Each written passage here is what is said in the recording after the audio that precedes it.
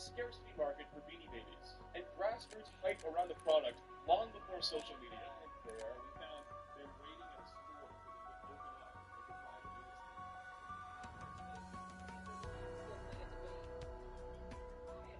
Later that year, Thai would launch Thai.com, the very first direct-to-consumer website for a toy company. He would use this avenue to announce new product launches, what products would be retired, all fueling the frenzy around a toy that people now saw as a speculative investment, often lining up to buy 50 at a time, hoping they would flip them after they were retired for thousands of dollars. By 1997, Beanie Babies accounted for 10% of all sales on eBay. Thai collaborated with McDonald's to create as a happy meal. I need to reclaim the Sentinel artifact. Stabilizing the ether reactors would be an ideal use of your time. Done. Stop saying. We will handle the rest. Stop your campaign that was supposed to last 5 weeks. Sorry, that. McDonald's sold 100 million in 9 days. Suburban moms who were buying them primarily for the poultry side. So much so that they were having for transactions.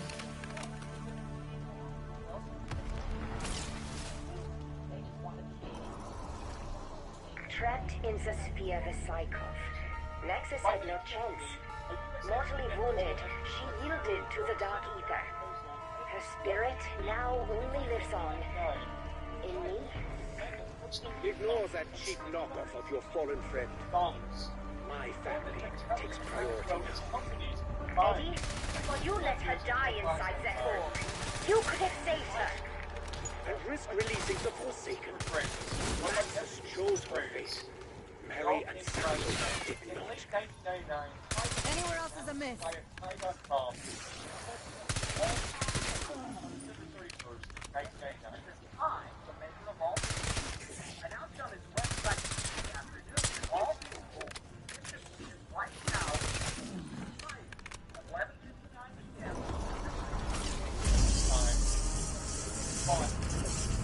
Security Chief Blanchard to all stations. I'm pinned down in admin. Listen to me. You must protect the director. Pericles Panos has gone rogue and may be hunting him. Sure. Richtofen has more grammar from his own. Yes. Rest assured he is in the field.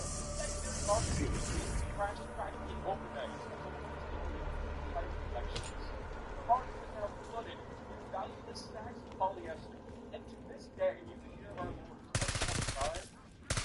still all have dedicated sections at regard to their stories. The Beanie phenomenon is Insta-Kid.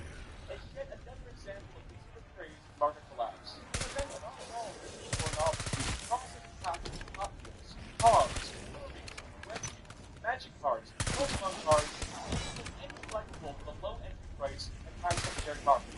So why are we talking?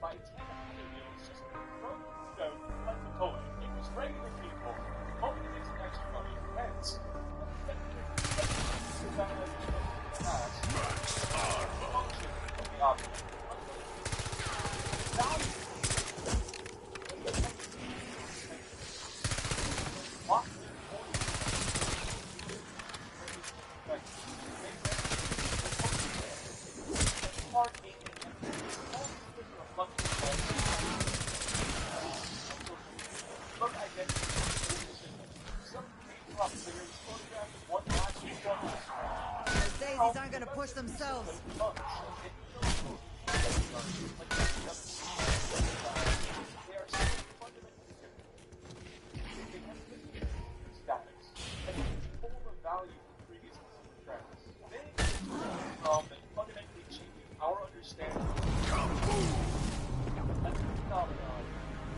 Aspirational luxury. Some practice economy is going to perspective. aspirational luxury consumer, or ALC, or Tear them to pieces.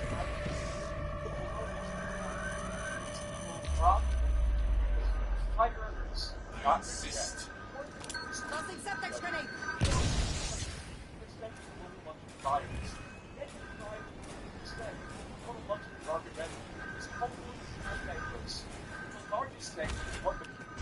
That's nice. That's real nice. Max ammo. Status represent 40% of all aspirational luxury consumers. That, consumers motivated by status, now account for 40% of luxury industry sales. Many of these demographics stretch the budgets for luxury items, prioritizing first and foremost the options and wasting time at the expense of long-term planning. Now, all of this is possible. Learn that for you. Claims that status also status.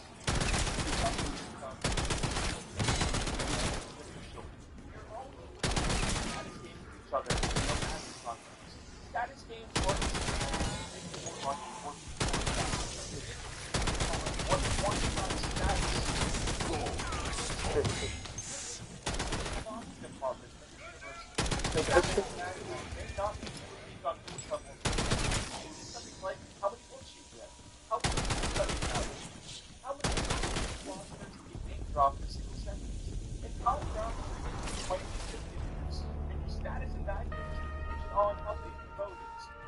I wonder if I could get a side of flan de coco with my order.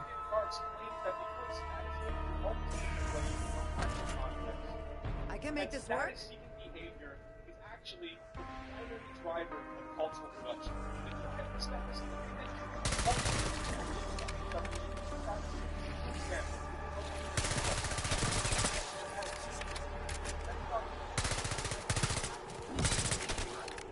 most notably, dash vetted forms,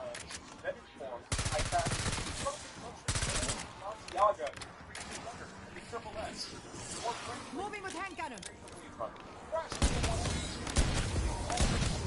Yeah, just keep getting better.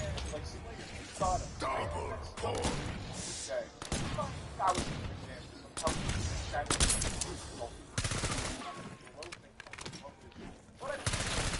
That Marx is objectively correct. Status seeking is the primary driver of cultural production. If we can find the opposite of aspirational luxury, we can start to understand culture, understand why it's my sweet viewer, and don't mention a single fact that everything is downstream in economics. I've spoken about this a lot on my channel. One could say it's basically what the channel's about at this point. But young people have been priced of many basic life milestones that were given to previous generations.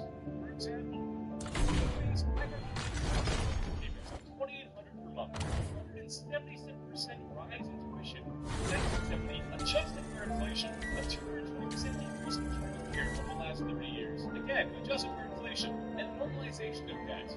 Gen Z having more debt and credit card usage than any other generation at the same age.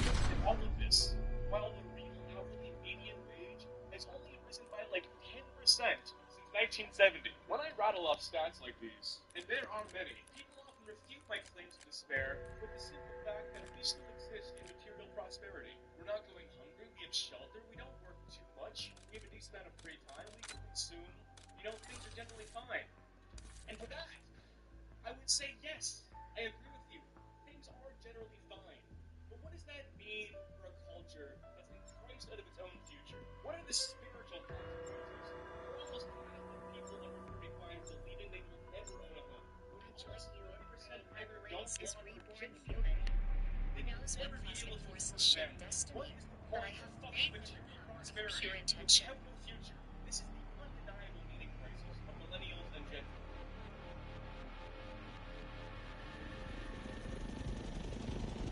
Rapid Response Team Alpha, What do you Security Chief girls think Blanchard. about the How Canadian copy? home prices in the I've real estate barricaded the market? command center. Got a little dinged up, but I'll live. See if there's anyone left to save. Body cam's live. I'll keep eyes on them.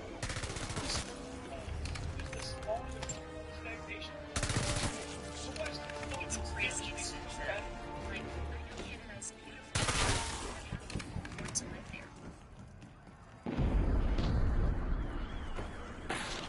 Arming Sentex.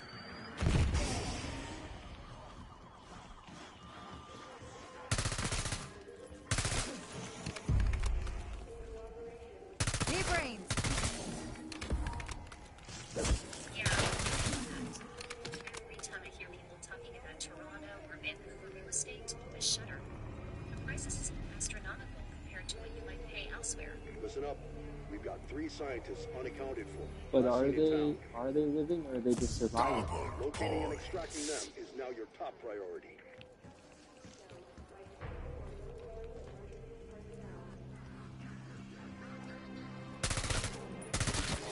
Great point. I suspect many Canadians are barely surviving due to the high cost of living.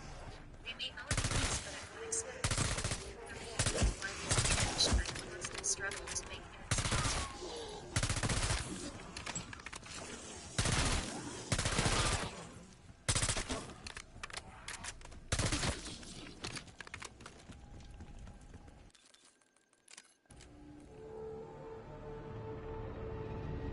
That 20-year-old is gone. This lack of future has created what market strategy. Right now, as you're watching this, the United States is conducting the most dangerous economic experiment in nearly a century.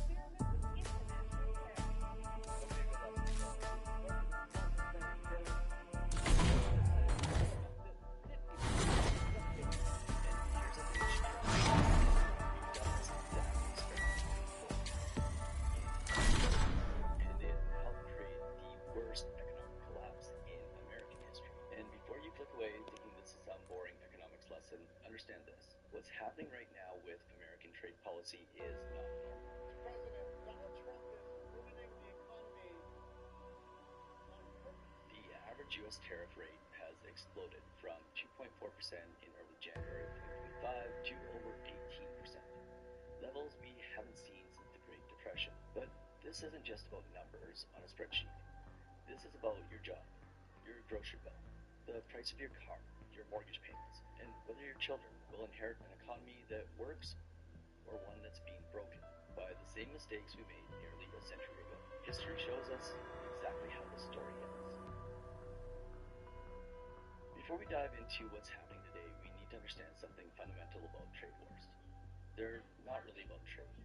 They're about power, fear, and belief that economics is a zero-sum game where someone has to lose for you to win. Think of tariffs as economic warfare disguised as domestic policy. When a country imposes tariffs, it's essentially saying we're going to tax our own people for buying foreign products to protect domestic industries. The theory sounds reasonable.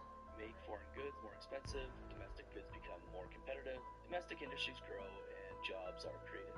Problem solved, right? Well, wrong. Catastrophically wrong. See, America has run this exact experiment before, multiple times actually, and every single time it has ended in economic disaster. But somehow we keep forgetting the lessons, convinced that this time it's going to be different, that we're smarter now, that we can control the variables better. The reality is that tariffs are like economic chemotherapy. The theory is that you can poison the foreign competition without killing the domestic patient. But just like chemotherapy, the treatment often proves more destructive than disease. Today I'm going to show you why what's happening right now might be the most dangerous version of this experiment we've ever attempted. Because unlike 1930, we're doing this with the full knowledge of the consequences.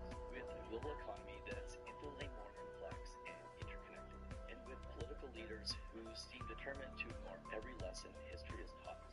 Let me take you back to June 17th, 1930. President Herbert Hoover is sitting in the Oval Office with a pen in his hand, about to sign what would become known as the Smoot-Hawley Tariff Act. Outside, America is already sliding into what would become known as the Great Depression. The stock market had crashed 8 months earlier. Unemployment was rising, and farmers were struggling with falling crop prices. This wasn't supposed to be a big deal. It started as a modest bill to help struggling farmers by raising tariffs on agricultural Utah and Representative Willis Hawley of Oregon sponsored what they saw as targeted relief for American agriculture. But Washington works in mysterious ways, which is a topic for a whole other video. By the time the bill reached Hoover's desk, it had metastasized into something monstrous. Lobbyists from every industry had descended on Congress, each demanding protection for their particular sector. What started as Farmer League became a comprehensive assault on international trade, raising tariffs on over 20,000 imported goods, everything from buttons to steel to chemicals to textiles. For products already facing tariffs, the law raised the average import tax from 40% to nearly 60%, making for an increase of roughly 20 percentage points. The Smoot-Hawley Tariff Act raised around 900 import tariffs by an average of 40 to 60%. To put this in perspective, it would be like going to the store today and finding that everything imported, your coffee, your clothes, your electronics, your car parts, suddenly cost 50% more overnight. Now, here's where it gets interesting and absolutely terrifying. Over 1,000 economists signed a letter begging Hoover not to sign this bill. They knew what was coming. They understood the economic principles at stake, and they warned that higher tariffs would raise the cost of living for all Americans, reduce American exports as other countries retaliated, and it would make it harder for foreign countries to pay their debts to American investors, which would damage America's reputation with its allies. It would also worsen the economic crisis that was already underway. But Hoover signed it anyways. Why? Politics, party pressure, the false promise that protection equals prosperity. And then the dominoes started falling, exactly as the economists had predicted. Canada, America's most loyal trading partner at the time, retaliated immediately. Prime Minister William Lyon Mackenzie King, who has way too many names, had actually been contemplating reducing Canadian tariffs, but he was forced by political pressure to impose tariffs on 16 products that represented about 30% of U.S. exports to Canada. But Canada was just the beginning. France, Spain, Italy, and Switzerland increased tariffs on American cars, effectively closing off those markets to major American exports. Britain developed new trade partners. Germany created a complex system of trade clearing that excluded American goods. Argentina, Australia, Cuba, and Mexico all joined the retaliation. Within 2 years, some 24 countries had adopted similar beggar-thy-neighbor duties. The phrase beggar thy neighbor is important here. It describes the policies designed to help your own country at the expense of others, which ultimately hurts everyone, including yourself. The results were catastrophic beyond anyone's worst predictions. U.S. imports decreased 66% from $4.4 billion in 1929 to $1.5 billion in 1933. U.S. exports decreased 61% from $5.4 billion to $2.1 billion over the same period. U.S. exports to Europe specifically decreased from $2.3 billion in 1929 to just $784 million in 1932, a 66% collapse. Overall, world trade decreased by 66% between 1929 and 1934. American exports to retaliating nations fell by 28 to 32%. Even nations that just protested Smoot-Hawley reduced their U.S. imports by 15 to 23%. The human cost was even more devastating. Unemployment was 8% in 1930 when Smoot-Hawley was passed, but it jumped to 16% in 1931, eventually reaching 25% by 1933. That's 1 in 4 Americans out of work.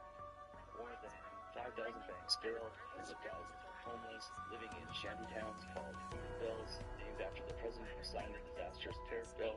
The tariff didn't cause the Great Depression. That was already underway due to financial instability, poor banking practices, and monetary policy mistakes. But Smoot-Hawley took a serious recession and turned it into a global catastrophe.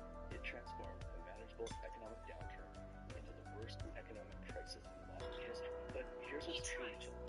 Douglas Irwin, professor of economics at Dartmouth College and author of Peddling Protectionism, Smoot-Hawley, and the Great Depression, tells us that a whole generation of Republicans and Democrats after World War II was very much conditioned against tariff hikes because of the experience of the 1930s. Now, we have a new generation of leaders who are much more willing to pull the trigger on higher tariffs. In other words, the people who lived through the disaster.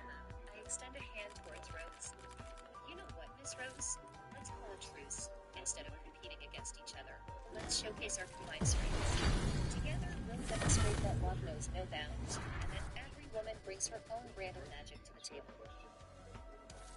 I pause momentarily, weighing the pros and cons of Destiny's proposal.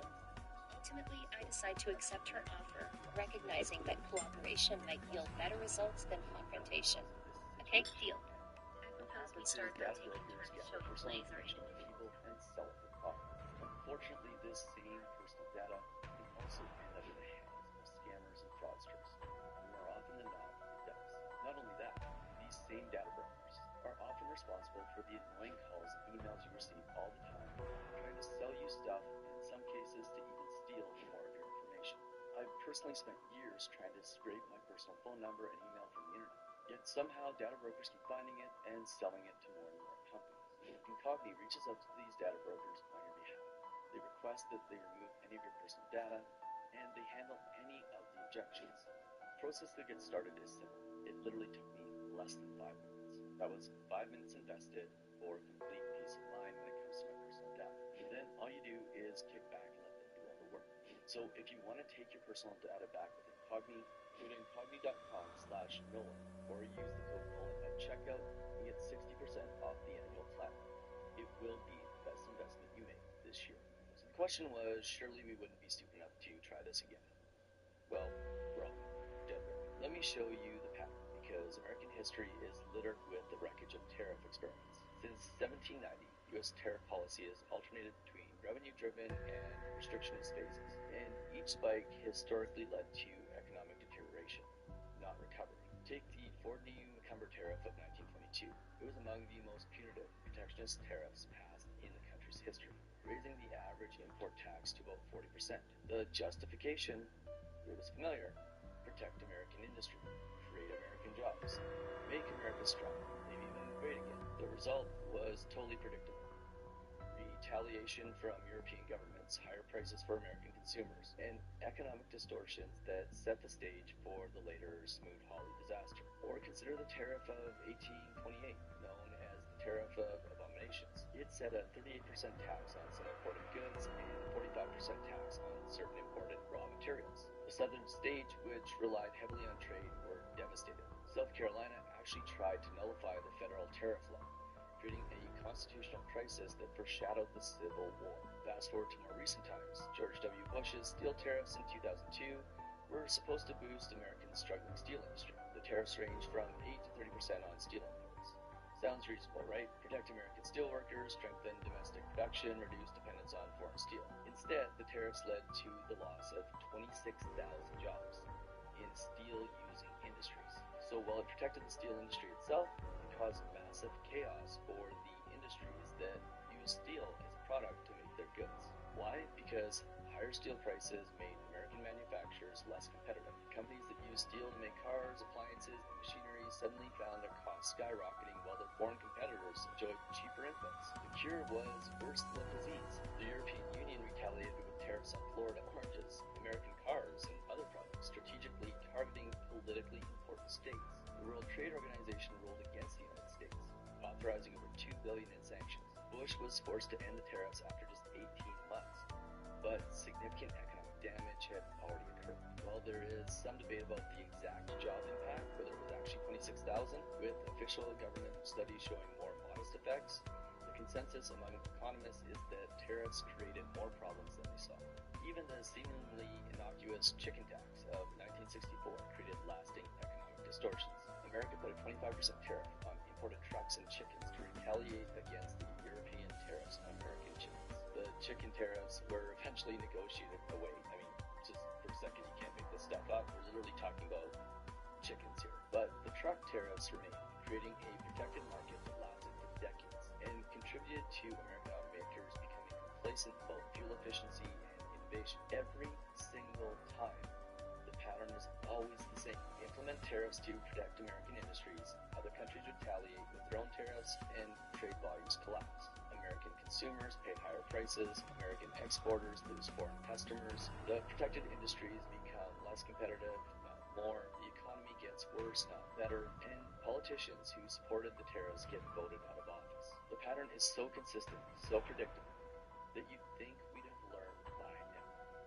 But we haven't. And that brings us to 2025. What's happening right now isn't just another trade dispute. This is economic shock therapy on a scale we haven't seen since the 1930s, implemented at a speed that would have been impossible in earlier eras. In 2025, the average U.S. tariff on imports has fluctuated dramatically, starting at 2.4% in early January and reaching as high as 28% during April. The current rate is approximately 18 to 20%, the highest level since the 1930s. But here's what makes this scarier than the 1930s: the speed, the scope, and the interconnectedness of the modern global economy. Let me walk you through what's happened just in 2025, because the pace of change has been breathtaking. On January 20th, Trump takes office with immediate plans for tariff implementation. On February 4th, Trump declares a national emergency over Chinese drug trafficking and uses it to justify a 10% tariff on all Chinese imports. On March 4th, the China tariff is increased to 20%. On March 12th, Trump imposes tariffs on steel, aluminum, and derivative products from all countries. On March 27th, a 25% tariff is imposed on all automobile imports. On April 2nd, the famous, now infamous, Liberation Day, Trump announces sweeping reciprocal tariffs, a 10% baseline on all countries, with dramatically higher rates for major trading partners. 34% on China, 20% on the EU, 25% on South Korea, 24% on Japan, 32% on Taiwan. On April 5th, the universal 10% tariff takes effect. On April 9th, higher rates for specific countries take effect. From May to July, rates continue escalating. Brazil jumps from 10% to 50%, Canada from 25% to 35%, Switzerland hits 39%. July 27th, after intense negotiations, the EU agrees to a framework limiting their tariffs to 15%. But on August 1st, a new round of tariff adjustments affecting dozens of countries. But here's the truly unprecedented part. Average U.S. tariffs on Chinese exports now stand at 54.9% and cover 100% of all goods. China's retaliatory tariffs on the U.S. exports are at 32.6% and also cover 100% of all goods. U.S. tariffs have risen by 34.2 percentage points. To understand how extreme this is, consider that the last time America had sustained tariff rates this high, Herbert Hoover was president. Like, who the heck was Herbert Hoover, other than the guy who has Dan named after him? The Great Depression was raging, and global trade collapsed by 2/3. We're now in uncharted territory. This isn't just history repeating, it's history on steroids, implemented with 21st century speed in a 21st century economy where supply chains span continents and a disruption in one country can shut down production in dozens of others. The scale is staggering.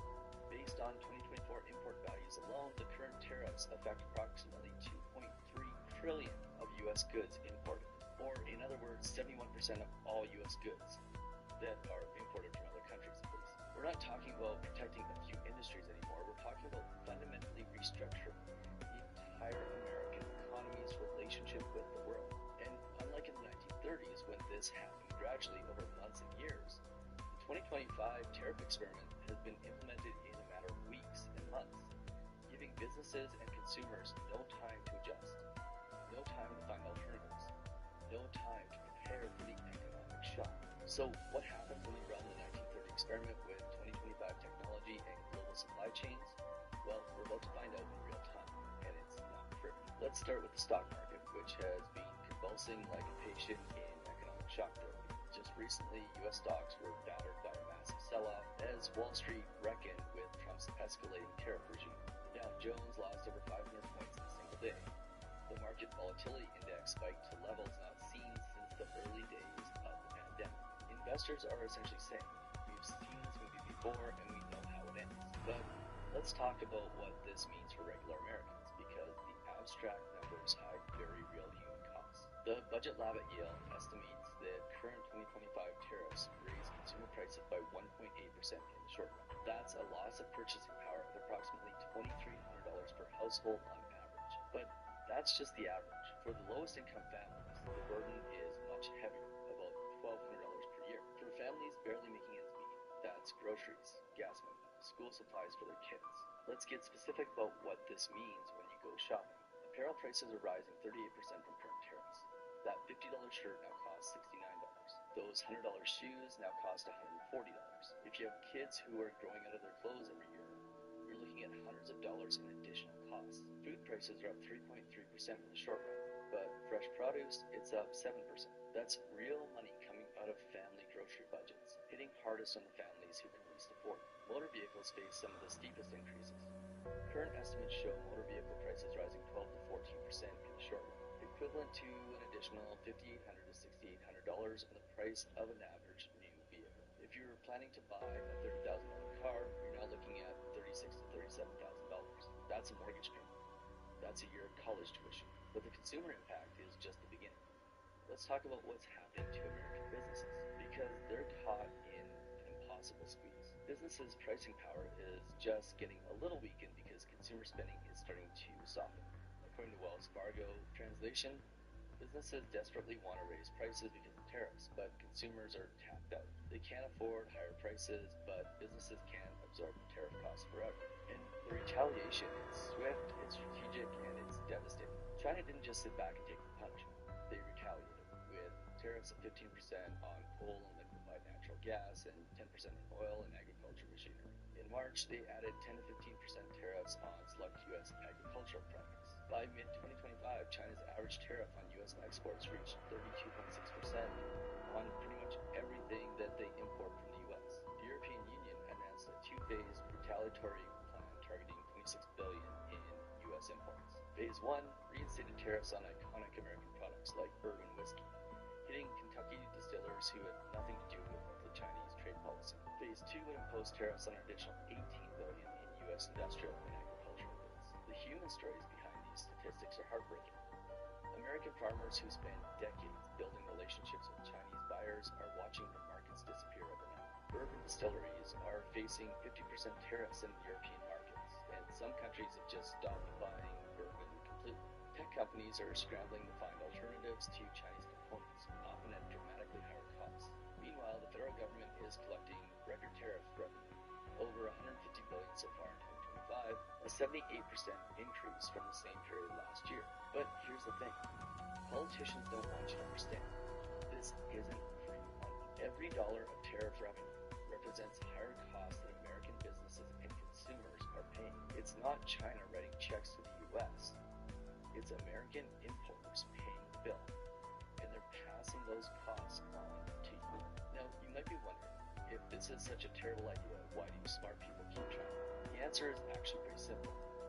It feels like it should work, especially to you politicians who don't understand how modern economics actually function. The logic seems sound.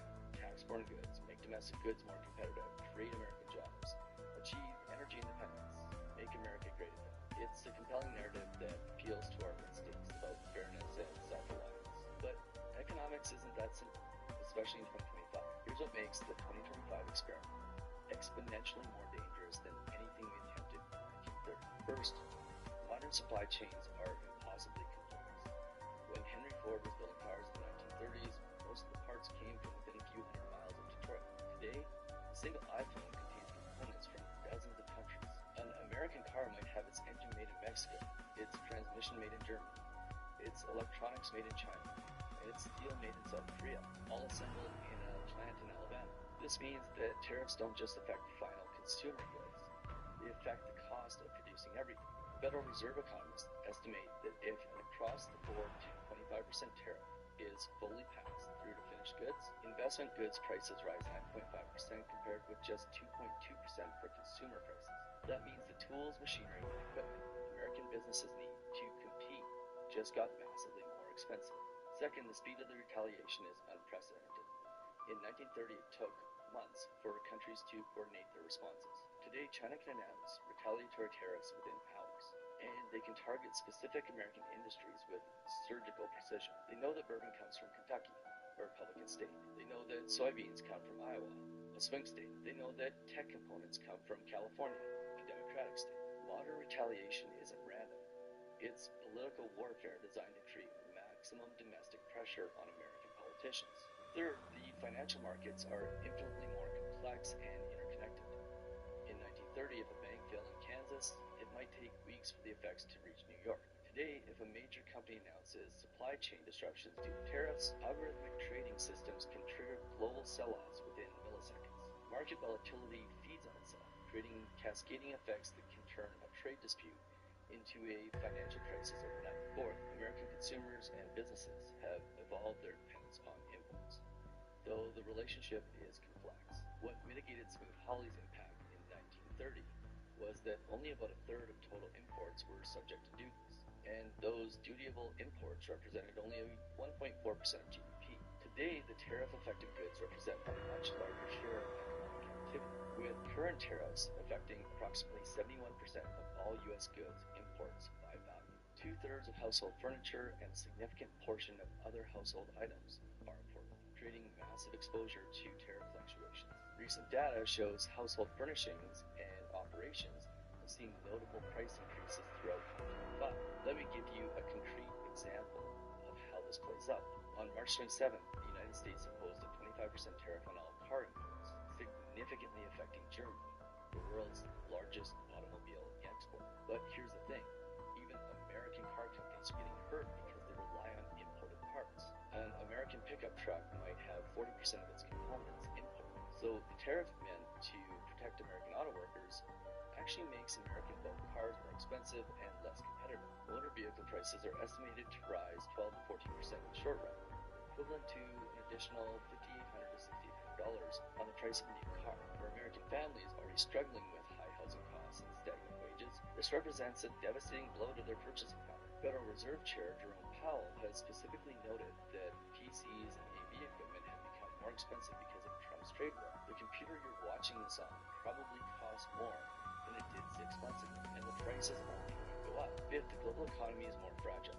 In 1930, most countries were relatively self-sufficient in basic goods. Today, global just-in-time supply chains mean that a disruption in one country can cascade across the world within days. The tariff experiment isn't happening in isolation. It's happening during a period of global economic uncertainty, high debt levels, and geopolitical tensions that make the system far more vulnerable to shocks. But the 2025 experiment isn't just hurting America. It's systematically breaking the entire global economy, country by country, industry by industry, family by family.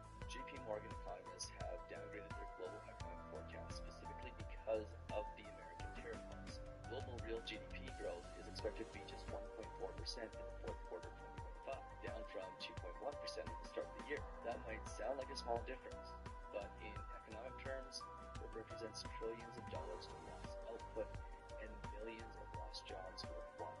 Let's look at the damage country by country. In Brazil, Trump imposed 50% tariffs on Brazilian exports.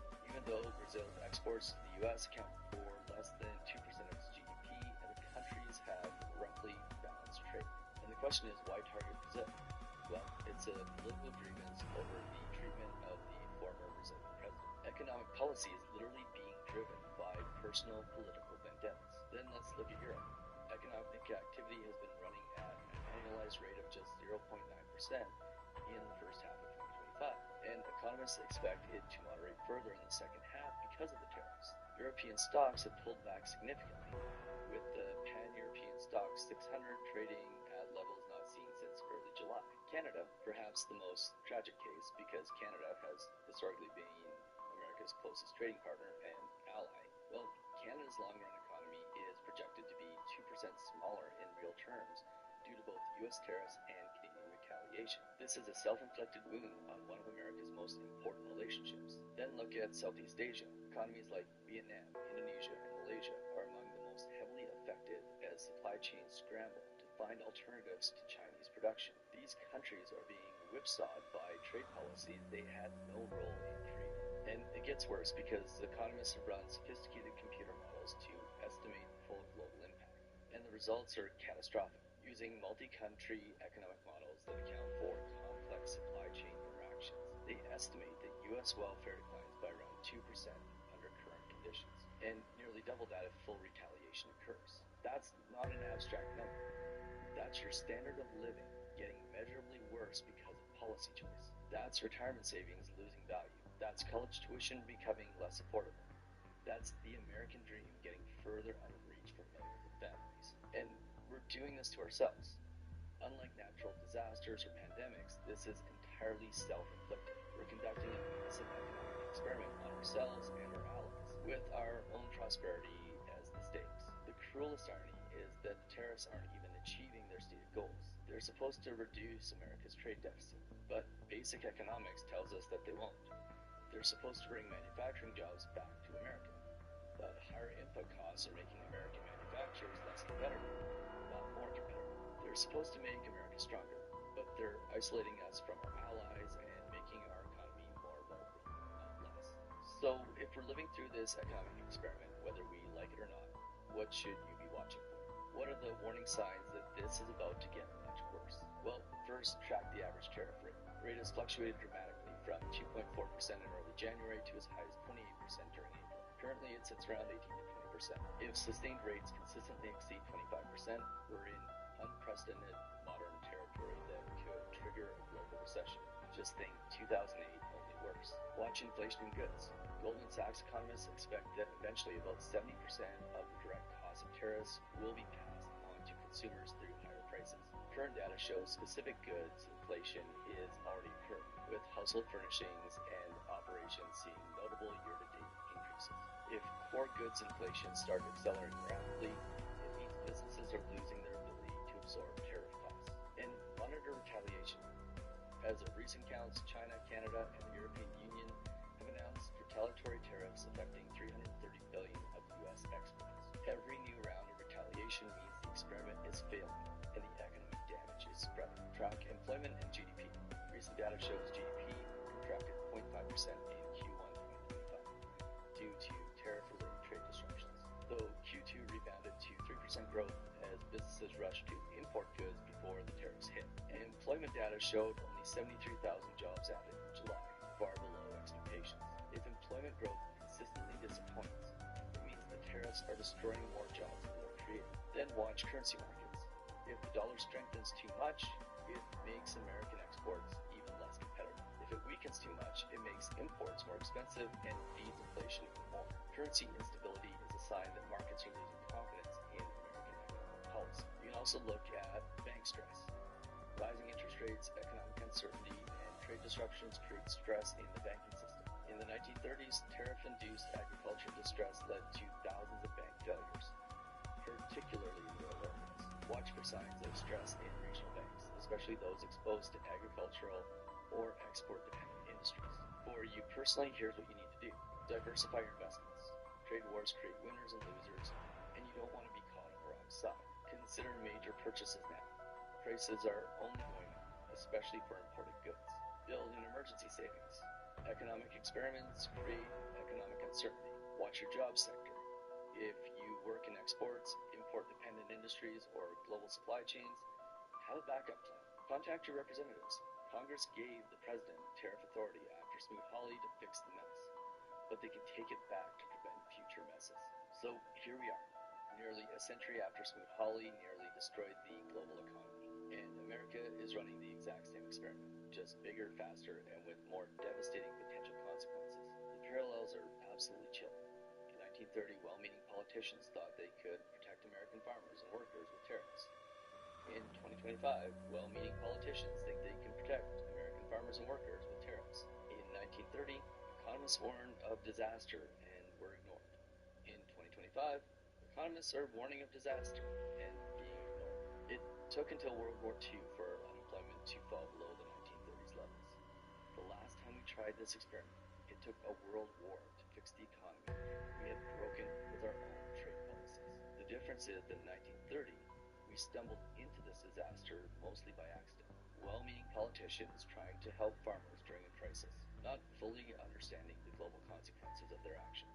In 2025, we're doing it on purpose, with full knowledge of what happened before, with sophisticated economic models showing us exactly what will happen, and we're doing it anyways. The current tariffs amount to an average tax increase of nearly $1,300 per U.S. household. Real GDP growth is 0.8 to 0.9 percentage points lower because of these policies. In the long run, the U.S. economy will be persistently 0.4 to 0.5% smaller, equivalent to approximately $135 billion annually. Additionally, tariff revenue collections have reached record levels, with over $150 billion collected so far in 2025, a 78% increase from the same period last year. But this revenue comes directly from higher costs paid by American businesses and consumers. It's not, no matter what anybody tells you, foreign countries paying America. It's Americans paying their own government for the privilege of buying foreign goods. This experiment has real costs, real victims, and real consequences. that will rip through the American economy for years to come. Small businesses will close, jobs will be lost, families will struggle, and all of it will be preventable, predictable, and completely unnecessary. This isn't a political statement. It's math. It's history. It's economics. And right now, every single day, the experiment continues. The question isn't whether this experiment will end badly. History has already answered that question with devastating clarity. The question is, how much damage will we let it do before we remember the lessons we've already learned? How many businesses will close? How many jobs will be lost? How many families will suffer? How much of our prosperity will be sacrificed before we admit the experiment has failed? The Smoot-Hawley Tariff Act was repealed in 1934, but the damage is done. The question for 2025 is, will we be smart enough to end this experiment before it destroys everything our predecessors spent decades building? Or will we stubbornly continue down a path that history tells us leads only to economic ruin? The choice is ours, the consequences are certain, the clock is ticking, and if you want to know what always happens before a financial crisis, make sure you check out this video right here.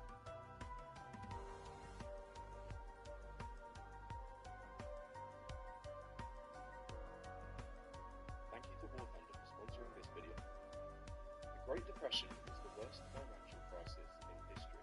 In 1929, the US economy imploded. 1 in 4 workers lost their jobs. 9,000 banks failed, evaporating nearly 1% of the entire economy in a matter of hours. It took one of the largest industrial booms ever seen, driven by a world war, just to get the economy moving again. The years building up to it were marked with a mixture of corporate greed, political delusion, and speculative mania. If that sounds eerily familiar, then it is. For anyone who's studied history, the signs are clear.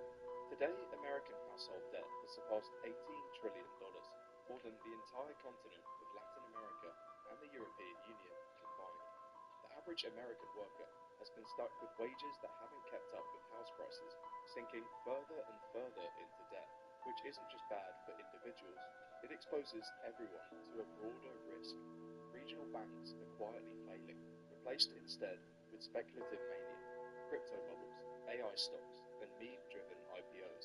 Markets have broken records for 5 years straight, becoming the new norm. But this is not natural. To those paying attention, it seems like the same forces that drove the 1920s boom and the crash that followed are back. And the system we live in today is far more exposed than it was a century ago. What once took weeks to cascade now happens in real time. And leverage isn't just higher, it's everywhere. Public debt, corporate debt, student loans, all inflated to historic levels. But unlike the 1930s, we're not entering the crisis from a place of surplus or strength. We're already stretched thin. But just like last time, it seems the warning signs are being ignored. So, is the Great Depression happening again? And if it does, will it be worse than before? To fully understand this question, we need to look back at a time where it seemed America would never fail. The Roaring '20s. The country had just emerged from World War I, relatively unscathed, at least compared to Europe, but the war had still left a mark. Americans were weary of rationing, shortages, and restrictions. And when the war ended, that weariness turned into a hunger to spend. New technologies, rising wages, and a booming stock market fueled a sense that the good times could last forever. Credit cards, though not plastic ones, began to spread. Issued by individual stores, they let customers buy now and pay later. For many, it felt like free money. By 1929, this spending spree was in full swing. 75% of furniture and 60% of cars were bought on credit. Millions of Americans were drowning in debt without fully grasping the risks. The cracks were already forming beneath the surface, they just didn't know it yet. And this explosion in consumer debt was nothing like America had ever seen. Factories were churning out products faster, cheaper, and in greater quantities than ever before, and the market was ready to meet the insatiable appetite of American consumers. Everyone wanted more and more. The market was roaring alongside it. In just 5 years, it grew by nearly 500%, and profits skyrocketed. But here's the catch. The rewards weren't shared evenly. The top 0.1% of earners were taking home nearly a quarter of all pre-tax income. The gap between the rich and the poor wasn't just widening, it was laying the foundation for something fragile. When wealth concentrates at the top, it creates the illusion of endless growth. while leaving millions exposed if things go wrong. And things were already going wrong. Traders, blinded by profits, were making increasingly risky bets. With little regulation to stop them, Wall Street was gorging on debt, speculating with borrowed money, sometimes up to 90% of the stock's value. The entire system was balancing on a knife edge. Debt had become the fuel, but it was also the match. The rush seemed like it would never end, until it did. On October 28, 1929, the market crashed by 13%. The next day it fell again, by 12 more points. By November, it had lost half of its value. In a month, the entire system was on the brink. Factories shut down. Industrial output collapsed by nearly 50%. Farmers were burning corn for fuel because they couldn't afford coal. And the government made things worse. Protectionist tariffs, high interest rates, and clumsy policies turned a national crisis into a global depression. This was a problem of coordination. Across the world, governments didn't trust each other enough to consider effective solutions collectively. Sound familiar? The consequences were catastrophic, but avoidable. This wasn't just bad luck. The signs had been there all along. Ballooning debt, extreme inequality, and a political class asleep at the wheel. We ignored the warnings once. The question is, are we doing it again? This video is sponsored by War Thunder, the most comprehensive vehicle combat game ever made, available on PC, consoles, and mobile. War Thunder lets you take command of over 2,500 tanks, planes, helicopters, and ships from 10 major nations, spanning from the interwar biplanes to modern fighter jets. War Thunder has one of the most sophisticated vehicle damage models in gaming, as every vehicle is intricately modeled down to the individual components, like engines, fuel tanks, weapons, and crew, all of which are susceptible to damage or disabling from enemy fire, all with realistic graphics and sound effects. You can now play anywhere with their new mobile version on iOS and Android, which brings full-scale multiplayer warfare to your phone. Download War Thunder for free on PC, PlayStation, Xbox, and mobile using the links in the description and the pinned comment. A massive bonus pack is available for new and returning players that haven't played in at least 6 months for PC and consoles. You'll get exclusive Vehicle Decorator Eagle of Valor, 100,000 silver lions, and 7 days of a premium account, only for a limited time. Join over 70 million others and experience the war. On the surface, it seems like we've learned our lesson. After all, most economies eventually bounce back. That's how capitalism works. Cycles of boom and bust, growth and decline. Over time, the dips get smoothed out. Governments have built shock absorbers into the system. Unemployment benefits, stimulus checks, central bank interventions, all designed to keep recessions from spiraling into catastrophe. Ultimately, growth is supposed to trend up in the long run. Since the pandemic, we've been told the economy is growing. Americans are already the biggest spenders in the world, and since the pandemic, this has only gotten bigger, outpacing the rest of the G10. Unemployment has rebounded to just above 4%, a 50-year low, and the vast majority of workers have jobs, and life seems to be looking up for many. But here's the truth, it's not prosperity, it's leverage, a sugar high which can't go on. If we look at how the American economy grows, it's fueled by consumption, people spending on houses, cars, products, you name it. So as America has been booming, they've been spending. But here's the catch, who's actually paying for it? Consumer debt in the US has surpassed $18 trillion, increasing by over 80% since 2003, which is more than the entire GDP in China. Credit card debt alone has hit a record high, reaching $1.2 trillion by the end of 2024. And it's not just credit cards.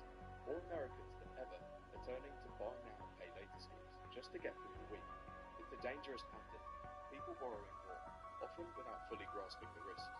And whether it's credit cards, loans, buy now, pay later, it's all the same. Debt used to bridge the gap between rising costs and stagnant wages. This is how bubbles form. Slowly, then all at once. Because debt doesn't matter until it does. The system only works if people can pay it back.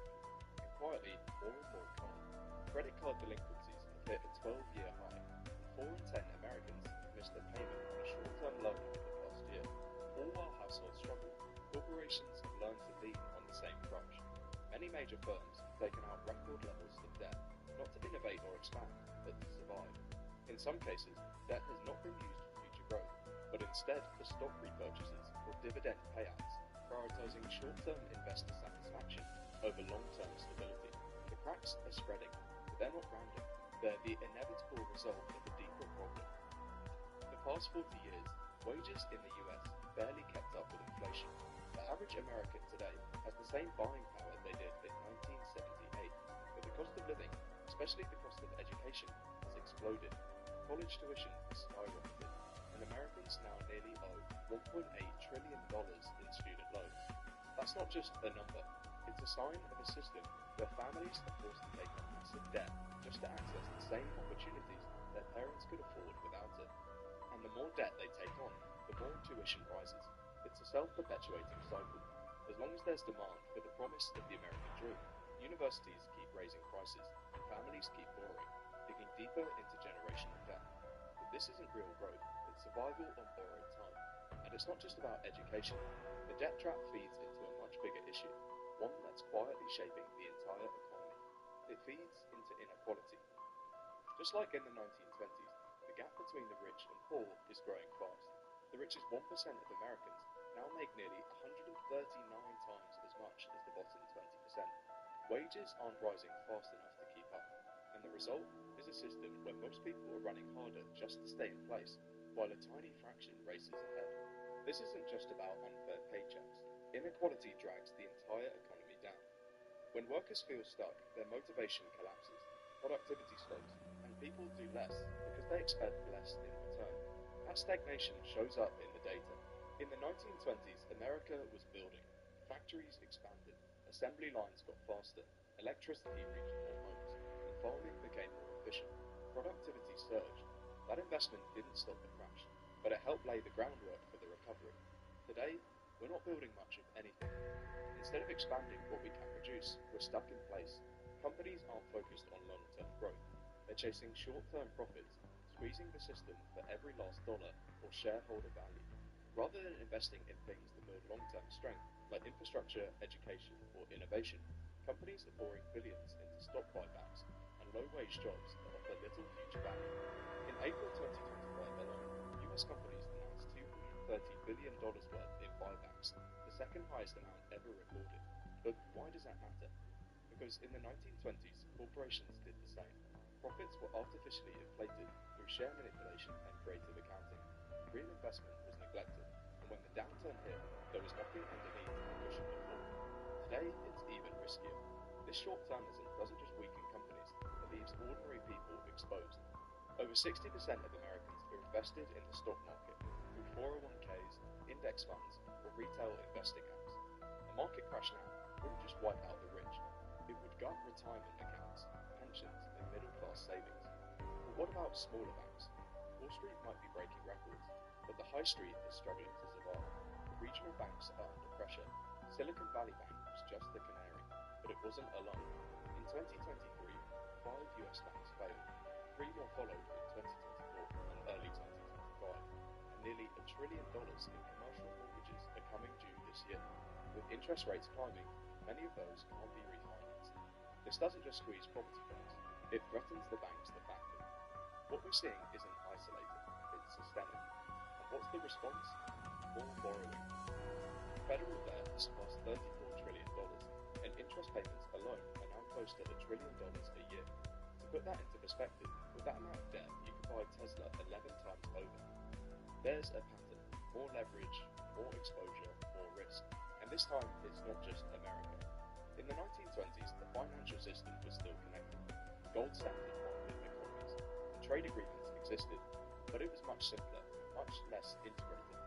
Today, supply chains, trade routes, and investment flows are all interconnected. The crisis in the US doesn't just stay in the US. It spreads faster and deeper than ever before. There's no policy cushion big enough for a reset. There's just more debt, more fragility, and less room to maneuver. So, what about the leadership? Roosevelt's New Deal rebuilt roads, created jobs, and restructured banking. It was bold, imperfect, but transformative. Today, we get gridlock.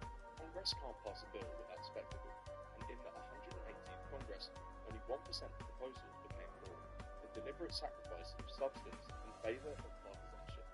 And the Federal Reserve, it's concerned. Raise rates and risk a recession, lower them and reignite inflation. They're stuck, and stuck with them the millions of ordinary families. With inflation still elevated and wages lagging behind, every grocery run feels more expensive, every rent payment more stressful. While policymakers debate percentages and projections, households are budgeting in fear. This isn't abstract, it's felt in bank accounts, dinner tables, and delayed dreams. This time, we're more exposed, more indebted, and more financially fragile. There is no longer a warning, it's a forecast. If this fragile system breaks, it won't be a soft landing, it will be a hard reset. A market crash wipes out savings. They vanish, demand collapses, businesses fail, jobs lost, mortgages can't be paid, homes are foreclosed. And the most dangerous part of all, people lose faith. In the economy, in the government, and in each other. History doesn't repeat itself exactly, but it rhymes. And this rhyme is getting louder. The longer we ignore the imbalance, the more painful the correction will be. The Great Depression wasn't inevitable. It was the product of negligence, greed, and delay.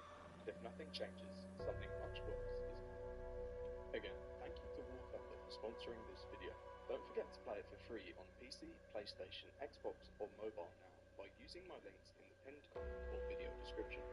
New and returning players that haven't played in 6 months will also receive a massive bonus pack across PC and consoles, including multiple premium vehicles and other goodies, available for a limited time only, so make sure not to miss it.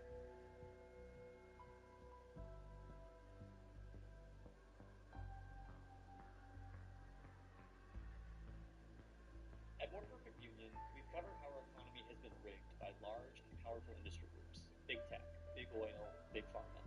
But there's one group you might not normally think of as large and powerful, even though they've been instrumental in driving our society further into oligarchy. They're known as big law. Big law. Big law. Big law firm. Big law firm. Smart law firm. These are the law firms of the rich, the wealthy, and the powerful, the biggest companies and the biggest banks in the world. The big clients that the big firms have. Just give me a list of Fortune 500 companies, what give me any legal corporation, metal, Boeing. We sat down with former big law insiders and legal advocates to answer a few questions. What exactly is big law? How did it get so big and so powerful?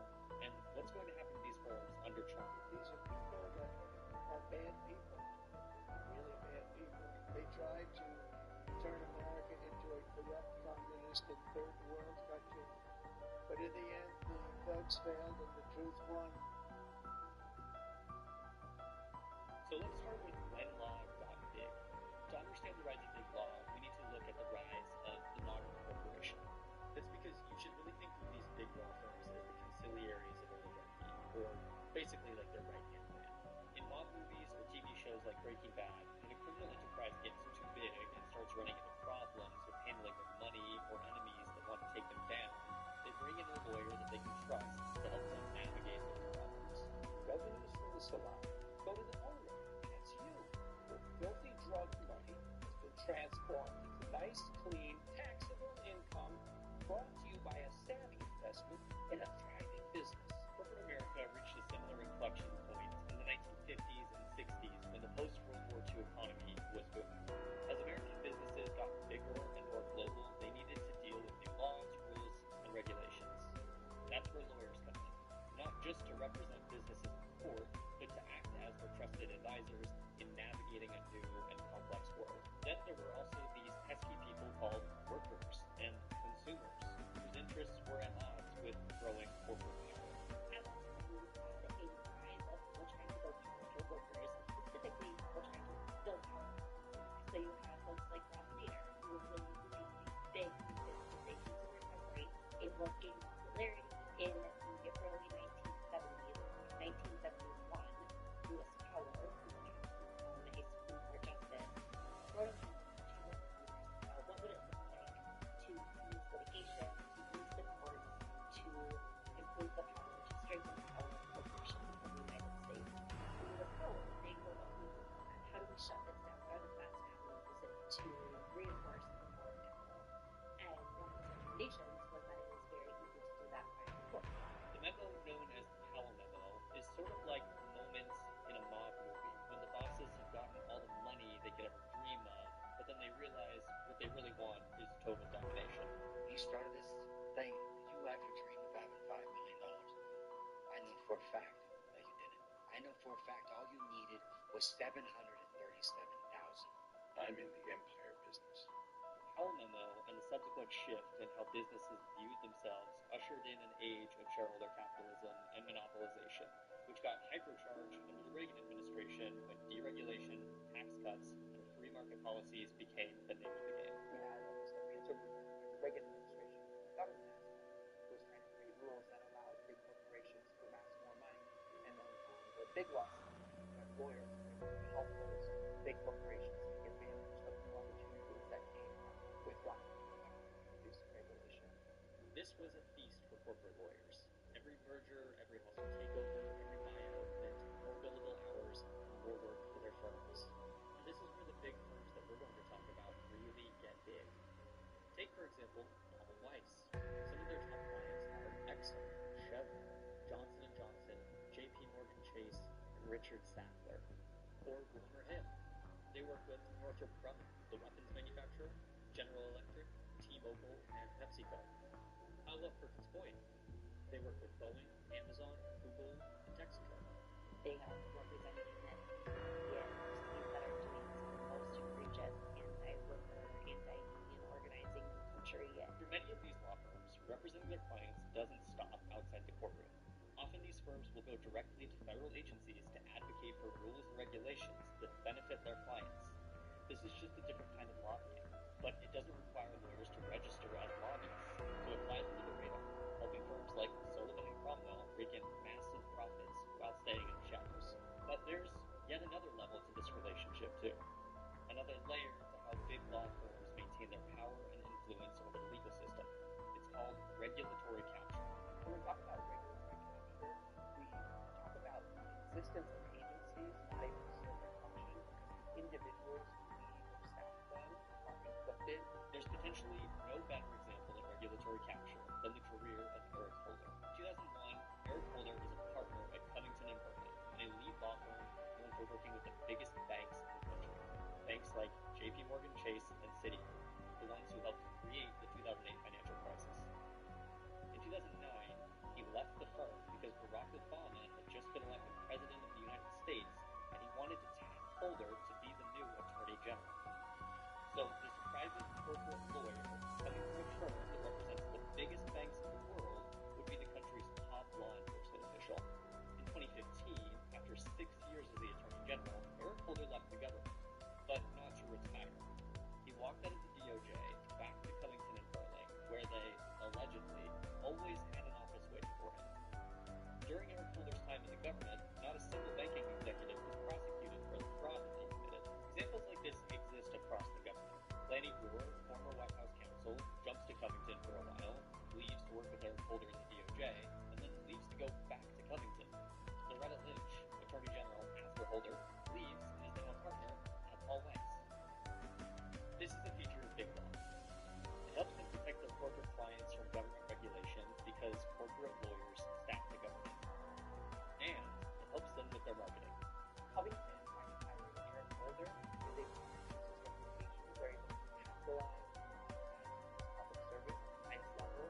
It allows them to get clients on the basis of having former chief law enforcement officer in the United States. So, that's the short version of how law got big. But unlike many of the shadowy organizations we've covered in the past, big law has a big weakness, and you need to take a look inside to understand what that is. What are big law firms like inside? What's it like to work there? Working in a big law firm is intense, and it is intense specifically in terms of hours. Something that I think is I took away from spending time in this very high-wage group was that for people to sleep at night and tell themselves that their labor is worth the kind of disproportionate pay that they earn in these industries, you have to work really, really, really hard. Partners at big law firms will bill out at rates exceeding $2,000 an hour, and as a result, they need a certain set of clients. You have to be either a high net individual or a large corporation or someone with very deep pockets to be able to afford the rates that big law partners charge. There's a very limited list of clients that big law can engage that are paying. The rates are so very high, thousands of dollars an hour in some cases for one individual person. And so there's not enough corporation, even a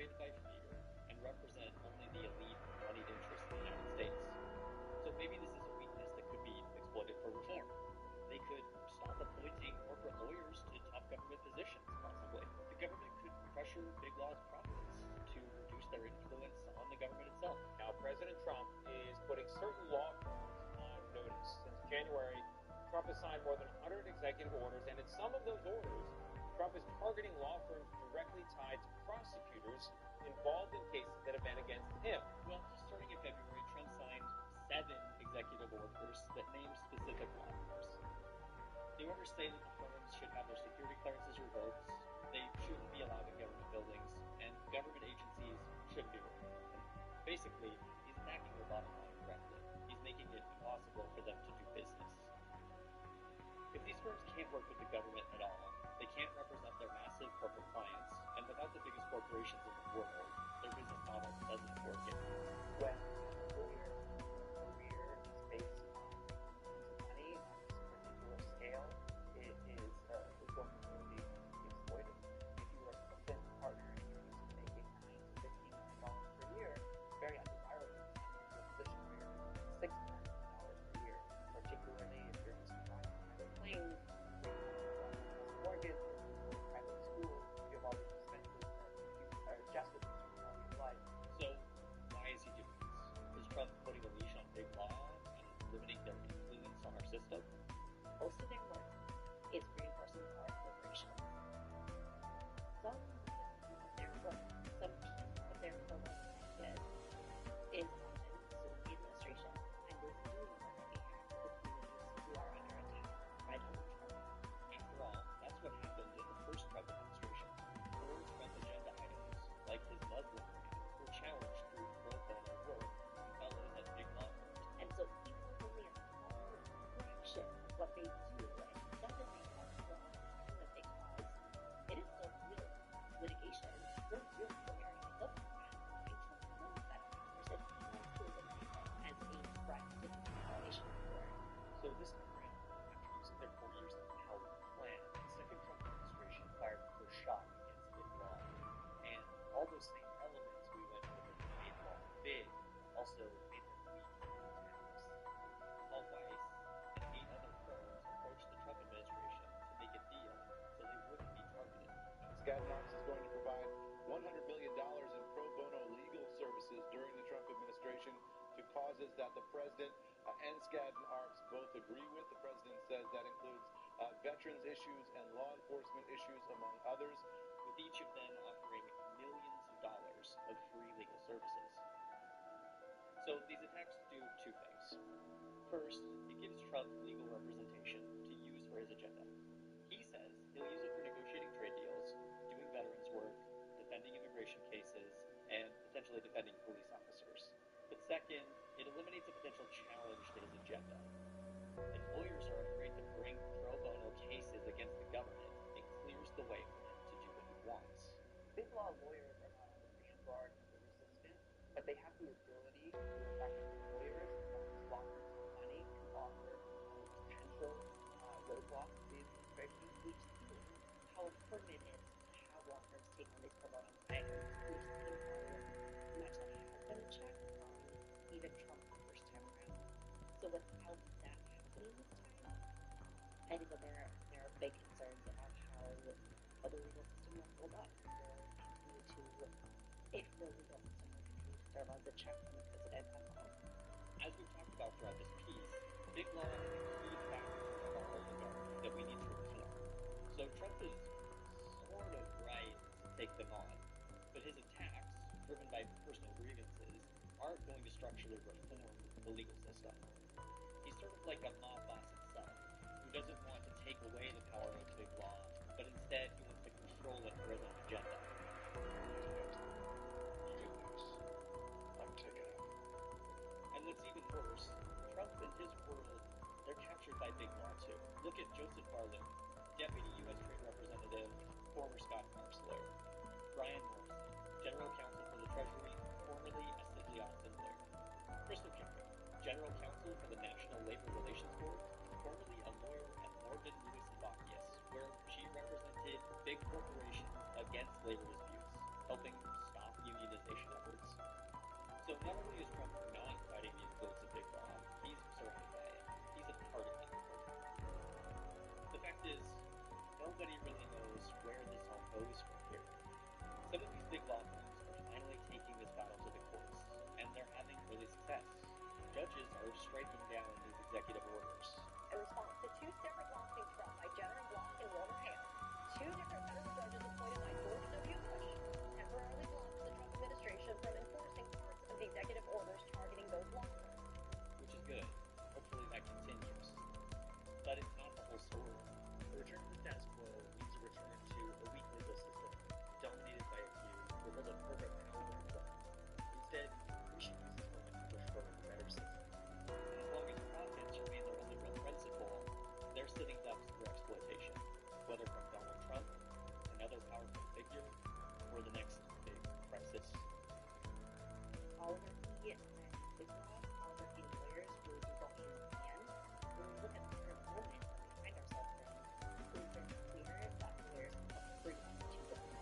It seems to me that it would be fair to say where they are and give them all the feedback if they didn't exist. I would say, yes, a big law firm, we got right to the big law firm to do that.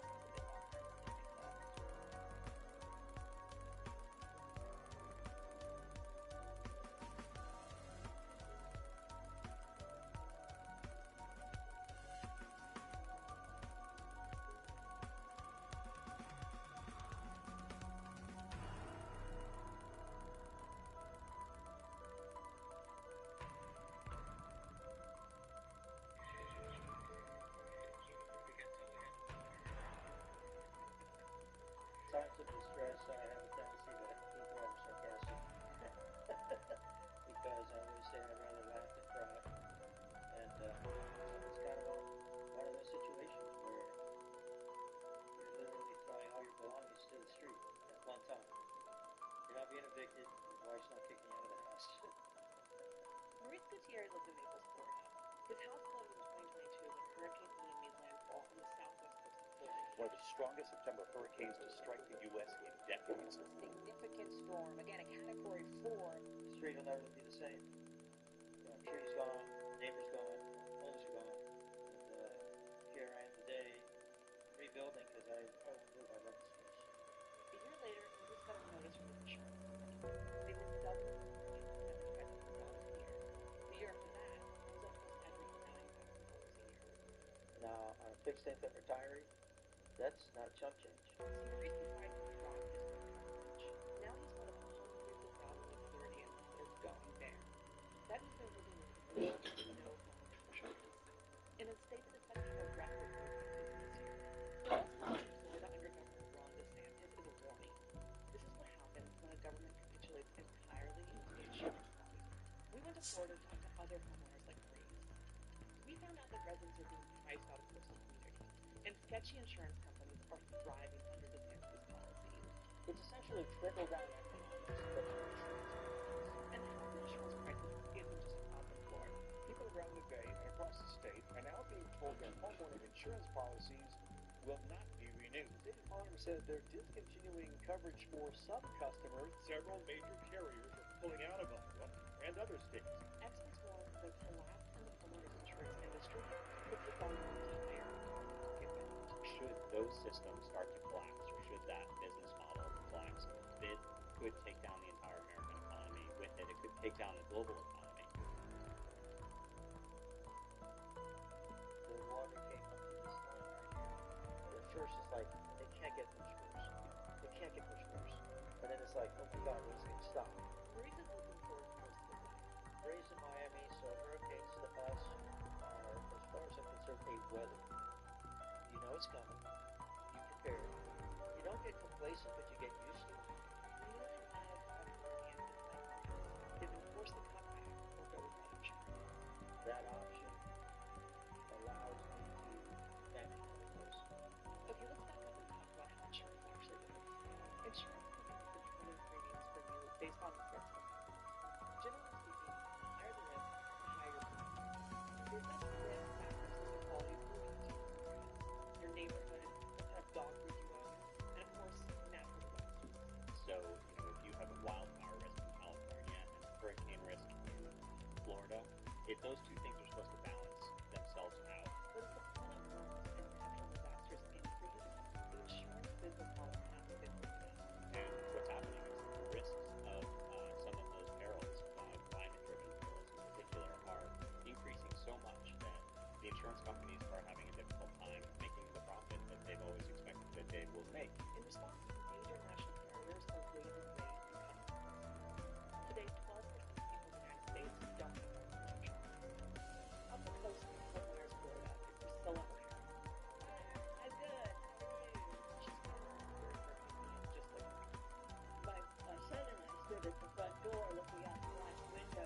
watch the rivers right over there. Watch the water coming up, and here it's coming, nothing we can do. Here it's coming. And then the wind changed, and about 10 feet from the house, and back out it went. The roof was damaged, so when she filed the claim, her insurer State Farm told her that the policy didn't cover it. I don't think we really realized that we were not covered for wind damage. We got rid of it. The Americans were with. The next year, State Farm dropped. They put her house, which was built in 1976, was too old to insure. I've been with them for 40 years, probably. This, my Photoshop, yeah. Oh, this goes back. Well, I paid them in September of 2022, $881. So, I mean, they had my premiums all those years in their bank account. State Farm ended that year with a net worth of $131 billion. Like a good neighbor, State Farm is there.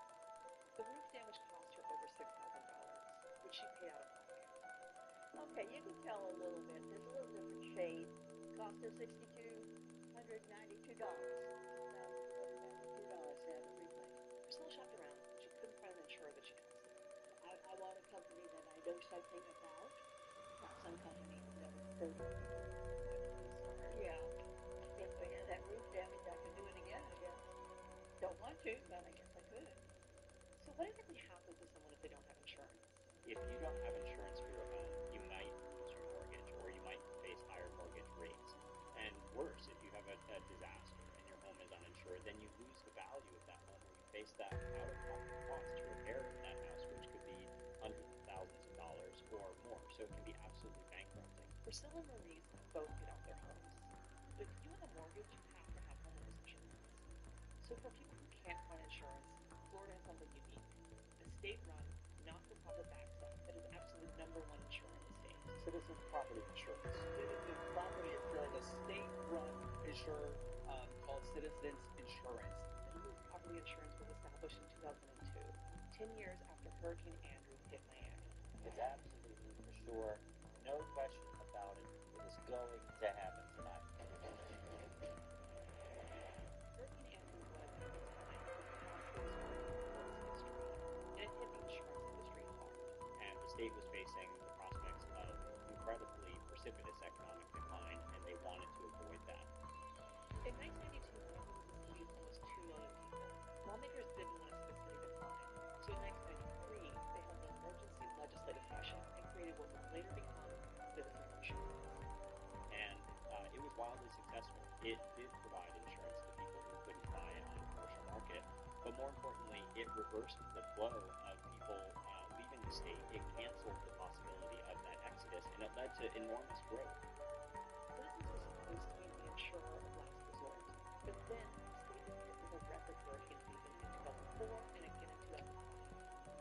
As more parts of Florida became uninsurable, Citizens expanded to protect more homeowners.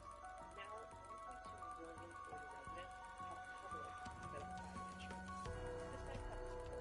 If you start to lose insurance in a community, then the home values will drop as a result of that. And as those home values drop, you'll see people start to move away from that community, and the tax base decreases. And as the tax base decreases, you have less money for schools, you have less money for infrastructure and fixing potholes and roads and so on. And you start to see this sort of spiral and decline, this negative momentum. A study from the Environmental Defense Fund calculated where the most money could be lost in tax revenue due just to increased risk of flooding. Homes in coastal Florida, they determined, could be overvalued by as much as $10 billion a year. And in this whole video, you're thinking, well, luckily I don't live in Florida. Here's the national one. But the public policy is major for it. It's put more people in a path of risk, so it's increased their economic vulnerability. But it's also affected the way Americans vote. It's affected climate policy on the state level and on the federal level, because constituents are not expressing urgency to enact policy to address climate change, to lower those risks, because they don't feel those risks. None of this has stopped people from moving to their homes. In 2023, a year after Hurricane Andrew's devastation, Louisiana's population still grew. But the people who have been able to build and afford their homes has changed. Fort Myers Beach is a coastal island just west of Fort Myers. It's been a popular resort town and home for retirees since the 1950s. Even with the costliest hurricane to ever hit Florida, the Category 4 storm did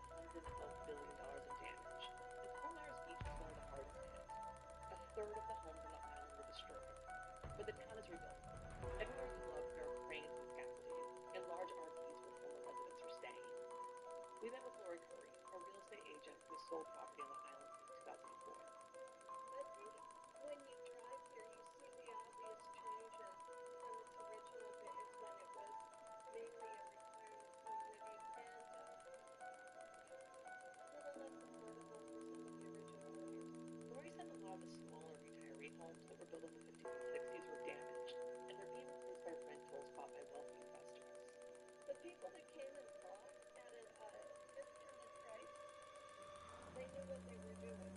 Many former residents struggle to rebuild. A report from Bloomberg said the building in Fort Myers Beach, especially with the new federal and state building codes, can easily start at $1 million. 8 out of 10 homes sold the first year after Ian were purchased for cash. It turned out that Lori and her husband had their own fight with their insurance company after Hurricane Ian. They canceled that. Yeah, they said they weren't going to let it stick. They'd had roof damage, and initially their insurer Edison wouldn't cover it. They ended up taking the company to court. They fought us tooth and nail in their way. So that's the mentality of the insurance companies. You know, they love to take your money, they don't like to pay it off. There's a risk involved. Lori and Ron said it was lucky. Because they had an attorney, they were able to go through court, and the cost of the attorney and public defender was covered by Edison. And that's the problem, is some people are very reluctant and reticent, and they're still suffering. Oh, yeah, there's a lot of foreclosures. They're walking away. So Fort Myers Beach is an extreme example. But Florida is in the middle of a housing crisis, and rising prices are impacting renters and first-time homeowners. We've been in an affordable housing crisis for years before the insurance crisis is making it far worse. You might think the role of the public option, citizens, would be to keep these costs down. But there's a problem. Since the creation of citizens property insurance, the insurance lobby has pushed to keep rates high. The emphasis should always be to try to get those people into the market where they're paying the full rate and not counting on their neighbors to pay part of the tab for them. The state initially required that citizens be non-competitive. Even if insurance companies kept raising rates more and more. The insurance industry used to love citizens. They love the idea of last resort insurance, making it sort of like leave the dregs of this risky and improper things off on the public while doing the rest of the stuff themselves. In 2007, after its record 38 years, the state changed the rules. Citizens didn't have to be more expensive than private carriers. Right now, these private companies are taking on all the same risks where they have assured a profit and passing all the bad risk onto the state via Citizens Property Insurance Company. The insurance industry hated that. If you're in South Florida and you can get citizens covered at 30 to 40% less than the private market, you're going to do that. In 2022, Ron DeSantis caved to the insurance law. We have to create an environment where people want to come in and compete for your business. You can't dump everybody on citizens' property insurance. Florida legislator passed a series of bills that would move the whole insurance law. And Ron DeSantis started completely populating citizens insurance. The goal was to kick people off of the insurer of last resort and get them back to the private market. But with so many major insurers denying coverage, customers are stuck with companies that are only long-term rental. Yeah, particularly in the last 10 to 15 years, large national insurance companies who recognize from commercial have pulled way back. And in their case, are companies from domestic. These are smaller in-state companies that tend to have far fewer resources. They aren't nearly as well capitalized. They're heavily reliant on reinsurance, which is insurance they buy for themselves. DeSantis is trying to get new companies into the state, but he isn't being very smart. Enter Slide Insurance. Started founded by one of the lawyers for Emily. Yeah, that Emily. I knew that they were going to be insolvency in Florida, so we raised a tremendous amount of capital to really kind of capitalize on market opportunities and provide new solutions to the homeowners. CEO of Slide Insurance, Bruce Lucas, was thrilled about DeSantis' changes to insurance law. The new bills make it harder for customers to sue insurers over unpaid claims, create a bigger fund of reinsurance to protect insurers. That's the insurance for insurers. And most important, it handed Slide Insurance more customers. The Washington Post reported that businesses like Slide can cherry-pick the policies they want, choose the properties that have the lowest amount of risk, and reject the ones in flood or hurricane-prone areas. Lucas laid it all out on a podcast called The Insurance Guy. When you get the cherry pick policies, correct. You are underwriting and cherry picking the best policies, leaving behind the worst ones there. Policyholders don't even know they're being pushed off of their plans. As long as the new policy is less than 20% more than Citizens premium, they can be forced off of their policy. You know, you send out these notices, and it gets mixed in with everybody's junk mail. In the trash can goes, next thing you know, you've got Last year, Slide was able to take over 250,000 policies from Citizens. The bad news, it's about 4.3 times what I was quoted from Citizens. The premium for the same level of coverage for the slide was $14,684. It also sweetened the buyout policy to ensure that it's not bankrupt or run mistakes, as well as property capacity and performance insurance. This year they provided a different option for me if I wanted to switch called slide insurance. That sounds shady. So just how risky is life insurance? They aren't a publicly traded company, so it's hard to know all their finances. In interviews, Lucas talked about the Demotech as an A rating. But the more reliable price rating was points out that they have more liquidity and capitalization. Reporter Jason Garcia thinks Citizens should be expanded. A public nonprofit insurance does not have to be a nonprofit. That allows it to charge insurance that is more affordable. And two plan representatives agree. Republican Spencer Roach described her company himself, and Democrat Gordon himself, former litigator for insurers, both think Citizens should be available to all citizens of the state. Think of this as the National Flood Insurance Program, but instead of at the federal level, it's at the state level. Florida, at some point in the future, is going to embrace the idea of universal wind coverage. They're advocates of reforms, doesn't want to see Citizens expand. Since 2019, when DeSantis was sworn in, the insurance industry has donated nearly $10 million to DeSantis and the Republican Party. And the bill that DeSantis has passed then has almost all been handed to the insurance industry. The entire overarching strategy that the government and the Florida legislature have is to help private insurance companies pay for it in the hopes that benefits will trickle down to consumers. Okay, so what does this all mean for the average homeowner? Florida considers a model for what not to do. States should provide affordable non-profit plans for residents that can't rely on private insurance. It's a risk, but I think it's one well taken. Paradise has a price. I'm hoping to live the rest of my life. And while these major insurance companies claim poverty, remember that in 2022, the CEOs of the top insurance companies made a combined total of over $140 million. There's one more layer to this. Climate change is the likelihood of disasters that are driving up risks for insurance companies. The bill is going to penalize those illegally added fuel to the fire. Public Citizens Antelope writes that insurance companies, State Farm and Allstate, have major holdings in fossil fuels. State Farm is also criticized the group that is lobbying against emission restrictions. And for his part, this industry spent almost $30 million in billions contributing to the climate crisis in 2022. And this year, he signed a bill that weakens environmental protection and bans construction of offshore wind turbines in state law. What I've found is people, when they start talking about things like global warming, they typically use that as a pretext to do a bunch of left-wing things that they would want to do anyways. This year, the United States has already experienced 19 weather events that cost more than $1 billion to recovery. We have to be honest about the impact of climate change, take efforts to fortify homes and cities, and start the work of transition to energy that doesn't use carbon.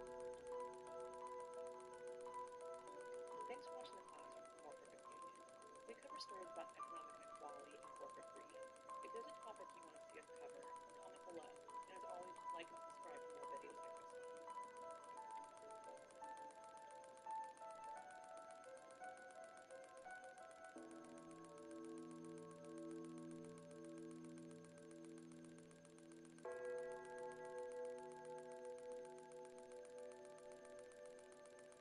As human societies have developed throughout history, the dominant form of government has changed. 600 years ago, the nation states that we know of today didn't exist, and much of the world was ruled by different monarchies. Europe, for instance, was largely dominated by feudalism.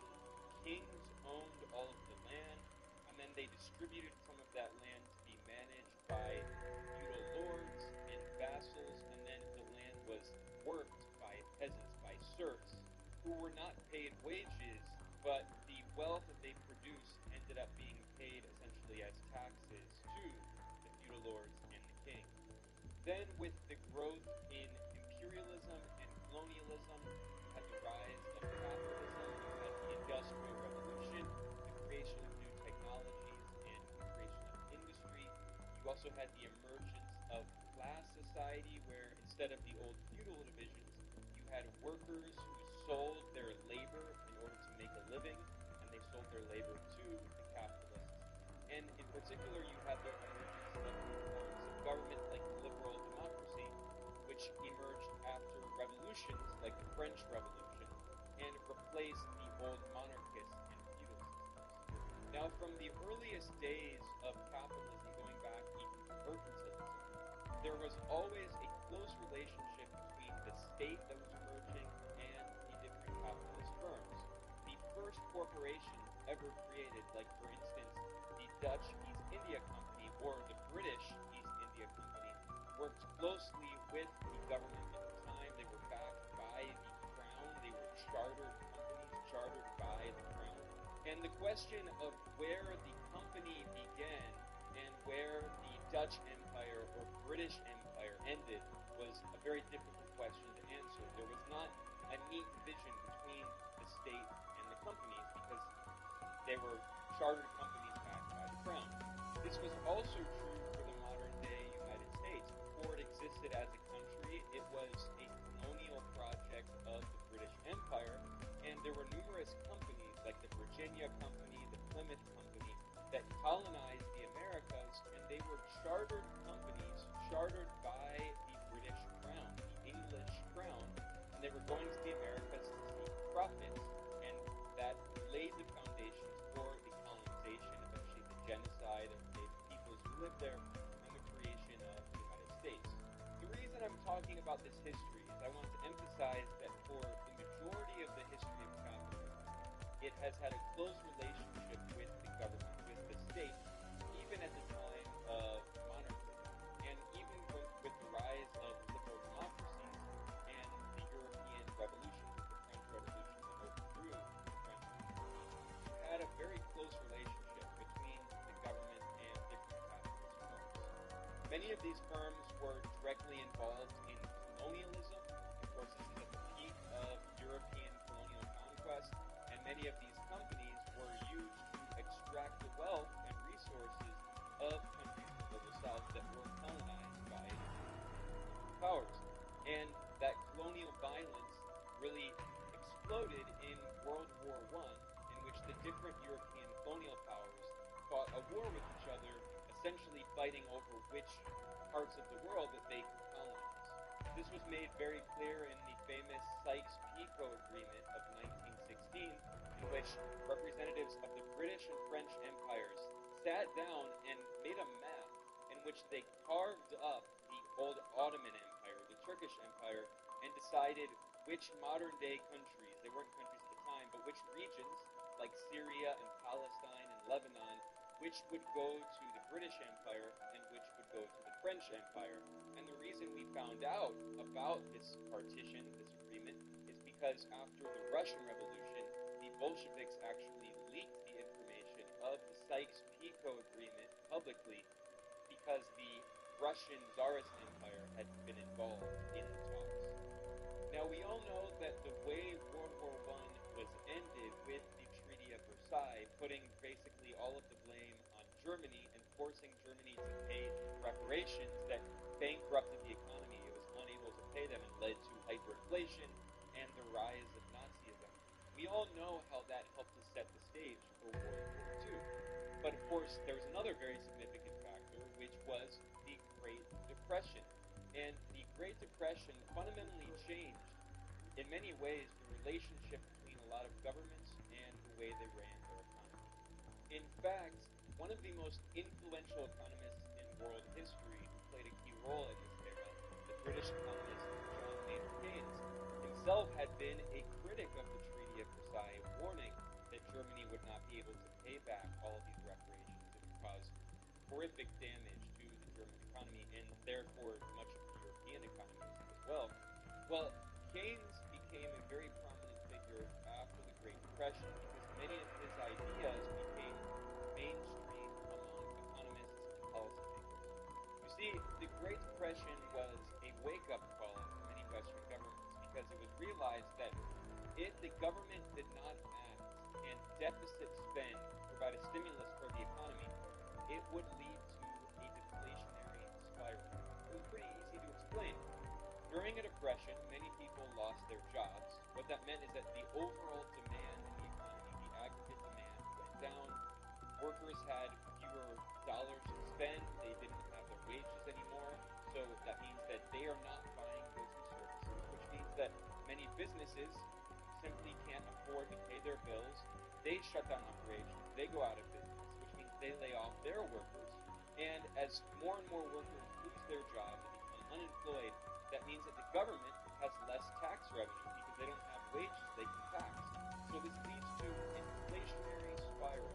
And the way that economists like John Maynard Keynes called for getting out of these inflationary spirals like we saw in the Great Depression was for the government to deficit spend, to increase employment, to invest in public works, and to stimulate the economy in a counter-cyclical way. This ushered in the era of Keynesianism, which continued until the 1970s. Governments recognized that a deficit is not inherently bad. The government can intervene in the economy. It's not all about freeing the market in this laissez-faire ideology that we came down with later. Instead, there is a recognition that capitalist economies have a business cycle, a series of booms and busts. There are moments of great economic expansion and also moments of recession.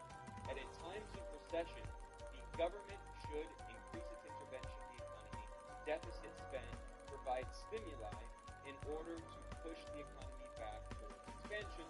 And at moments when there perhaps is too much expansion, the economy is too hot, the government can change its fiscal policy, that is, it can increase taxation in order to cool the economy down so there aren't big bubbles, like the kinds of bubbles we saw, for instance, that led to the Great Depression, or the bubbles that led to the dot-com bust in the late 90s and 2000 in the United States, or the 2008 financial crash, which was also caused by a massive bubble, largely in real estate.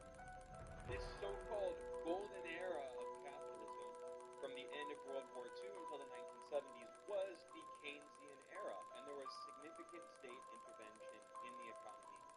And it was so mainstream, in fact, that even right-wing Republican presidents, like famously Richard Nixon, referred to themselves as Keynesians. Nixon has been quoted famously as saying, "We are all Keynesians now." This was so surprising that the New York Times in 1971 published an article titled, "Nixon reportedly says he is now a Keynesian." The New York Times pointed out that at the time, the Republican Party's economic philosophy was a balanced budget, although very few presidents actually implemented that. I'll talk about that a bit later. But the New York Times pointed out that the Republican president embracing the Keynes doctrine of expansionist public spending in a deficit budget was like a Christian saying, "All things considered, I think Muhammad was right." However, that bipartisan Keynesian consensus, which we saw in many countries around the world, changed in the 1970s. This was in response to a variety of different factors and crises, many of which I've analyzed here at Geopolitical Economy Report, including the OPEC oil lockout and the massive rise of oil prices and commodity prices, the decolonization movements across the global south, the national liberation struggles, also specifically the U.S. dollar delinking from gold, which Nixon himself oversaw in 1971, and the rise of fiat currencies. Furthermore, the different geopolitical conflicts around the world. This is at the peak of the original First Cold War, and then, of course, the rise of inflation and stagflation, simultaneous economic stagnation and inflation. And what happened in the late 1970s is the Keynesian consensus died out, and you had the emergence of neoliberalism. This is the new phase of ruling class ideology that we've really, globally, we've seen much of the planet dominated by since the 1970s. And in the past decade, neoliberalism has been slowly dying out. But really, for most of the people who are watching or listening to this today, your lifetime has been dominated by neoliberal ideology. The most well-known manifestation of this came in 1979 with the rise of the Conservative Party leader Margaret Thatcher to be Prime Minister of the United Kingdom. Margaret Thatcher ushered in this neoliberal ideology, which had been emerging. In fact, you could even go back to the U.S. president, a Democrat, Jimmy Carter, who came to power in 1977, but it was really solidified in a concrete way under Margaret Thatcher. She summarized the neoliberal ideology quite clearly in an interview in which Thatcher complained that the government's responsibility was not to help children and poor people and homeless people. She complained that people who are homeless think that the government should help them. And she said, no, quote, they are casting their problems on society. And who is society? There is no such thing. There are individual men and women, and there are families, and no government can do anything except through people, and people look to themselves first. It is our duty to look after ourselves. So this was the leader of the UK saying, there is no such thing as society. Society does not exist. What we call society consists merely of a loose collection of individuals that are acting based on greed and our rational self-interest. Now, before the rise of Thatcher and then Ronald Reagan in the United States in the late 70s and 80s, these ideas were seen as very fringe and radical. There were economists and philosophers pushing some of these ideas, most famously the Austrian school of economists in the early 20th century, people like Friedrich Hayek and Ludwig von Mises. By the way, many of these Austrian school economists, the original libertarians, were quite sympathetic to fascism, and they saw fascism, they said clearly they saw fascism in the 1930s as preferable over communism. They wrote that clearly. So there has always been links between fascism and Austrian school ideology, this extreme libertarian economics that became mainstream essentially in the late 70s and 80s with the rise of neoliberalism. Now, the term neoliberalism often confuses people, especially in the United States, because they hear the term liberalism and they associate it with left-wing politics. But no. We're talking about the idea of classical liberalism, which is the idea that society should be organized around individual liberties, that the state's powers should be limited, and instead society should be organized in a way that maximizes individual freedoms. The government does not have a responsibility to help poor people, to help marginalized communities. Instead, the government should be limited. That is classical liberalism. So neoliberalism is the re-emergence of liberalism in mainstream economics, as opposed to the Keynesian school of economics that had been dominant in people like Republican President Richard Nixon for decades. In the United States, the clearest embodiment of this was President Ronald Reagan, the Republican who came to power in 1981, and in his inauguration speech, he famously declared, quote, government is not the solution to our problem. Government is the problem. Government is not the solution to our problem. Government is the problem.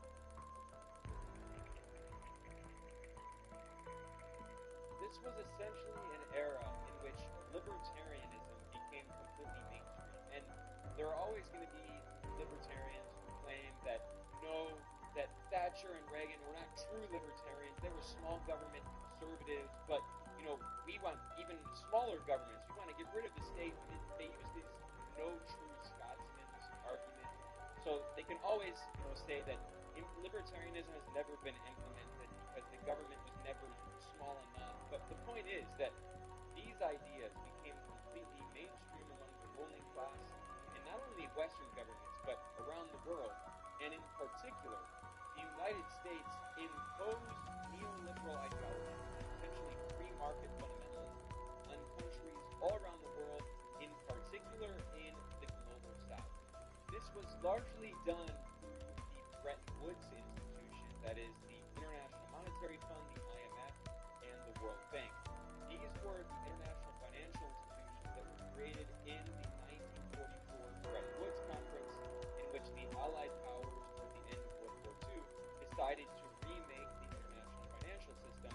And that was the same conference, by the way, that established the US dollar as the global reserve currency. And at that time, it was pegged to gold at a set price of $35 per ounce of gold. And it was actually Nixon who took the dollar off the gold. But anyway, the point point is that those Bretton Woods institutions, the IMF and the World Bank, which have been dominated by the United States, only the United States has veto power in those Bretton Woods institutions. With the rise of neoliberalism in the 1980s, that came at a moment of really the peak of the U.S. unipolar empire.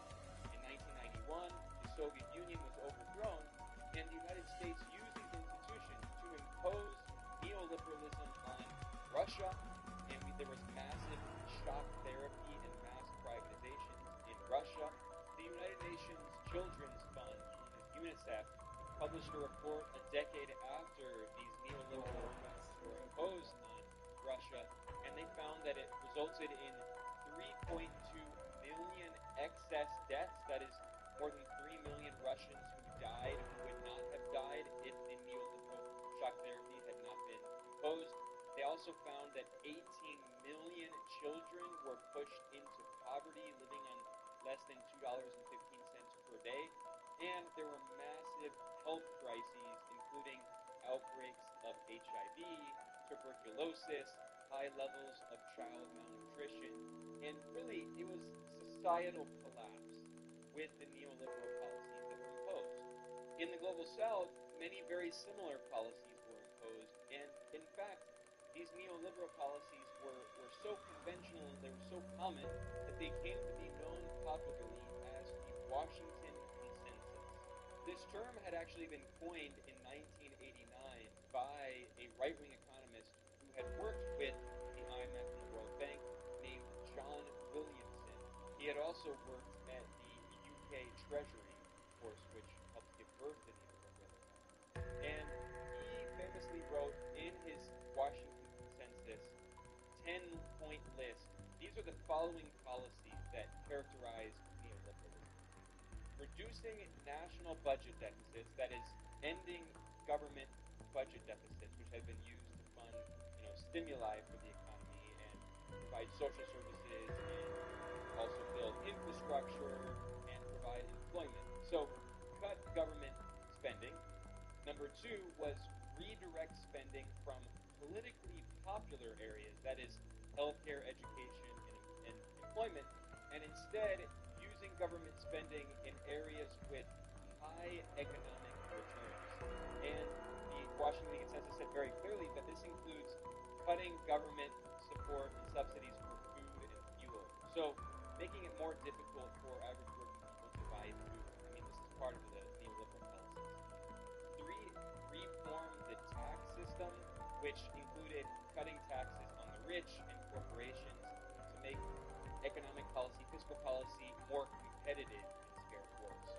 Point four was liberalizing the financial sector with the goal of market-determined interest rates. So this is essentially putting finance in the hands of private capitalists, of big commercial banks and investment banks, instead of having state control over where finance goes. So, of course, if the state wants to provide loans, low-interest loans, to build infrastructure or to develop certain strategic industries, no. The neoliberals instead think everything should be planned not by the government, but should be planned in Wall Street, that foreign investors should determine how financial markets function. And related to that is point five, adopting a competitive single exchange rate, and in particular, letting the so-called free market determine a currency, the core country's exchange rate. So this is another way, again, of letting foreign markets, foreign investors determine how strong or weak your country's currency will be. And in particular, this is a way of undermining the system of import substitution industrialization that had been common in much of the Global South, where governments would intentionally have a stronger currency. They would maintain their currency using different currency controls and foreign exchange privacy from the bank. They would maintain a stronger currency, which is a way of encouraging domestic consumption, and then they would use that with protectionist policies like tariffs, which is a way of strengthening their local industries and making it more difficult for foreign corporations to compete. And by completely lifting all currency controls, it usually led to a massive devaluing of currencies in the Global South, which made exports more competitive, but made it very difficult for local workers to buy products, so local workers lose purchasing power. It's an attack on workers as a class war, and of course this policy went hand in hand with six, reducing trade restrictions. So the Washington Consensus told countries to lift tariffs, to lift protectionist policies, and point 7, abolish barriers to foreign direct investment, which allowed foreign capitalists to buy up industries, to invest in local industries, which is, again, a way of destroying competition in the global south, which allowed corporations in the advanced imperialist countries, the rich capitalist countries like the United States and Europe and Japan, they could simply destroy any competition in the global south using economies of scale, using their competitive advantage, and this basically turned many global south countries into deindustrialized resource hubs. They were basically colonized, and their local industry was destroyed in countries like Brazil and Argentina, and instead they became cheap agricultural export resources. So in Argentina and in Brazil and also in Mexico, the country that had previously had advanced industry, they simply exported their cheap agricultural goods to the wealthy imperialist countries.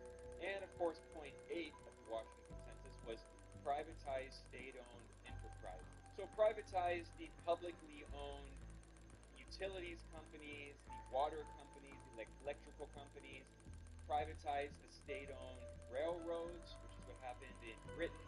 For countries that had large oil reserves or lithium or copper, privatize those state-owned companies and let foreign corporations control all those resources. Point 9 of the Washington Consensus was abolish policies that restrict competition, which is, again, a way of deregulating all markets so foreign corporations can exploit your local economy. And then, of course, probably the most important of all, point 10 was property rights. Protect the property rights, in particular, of foreign investors. So these policies are the basis of the neoliberal ideology that has been completely dominant since the late 1970s and the 1980s, that has been imposed on countries around the world.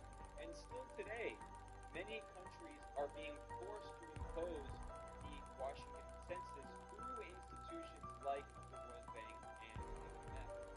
This neoliberal ideology was so common, so widespread, that at the time you had neoliberal philosophers and political scientists like Francisco Fukuyama in the United States who declared that it was the end of history. It was the final stage of human development, and basically every government would inevitably become a liberal democracy with a capitalist economy implementing neoliberal policies.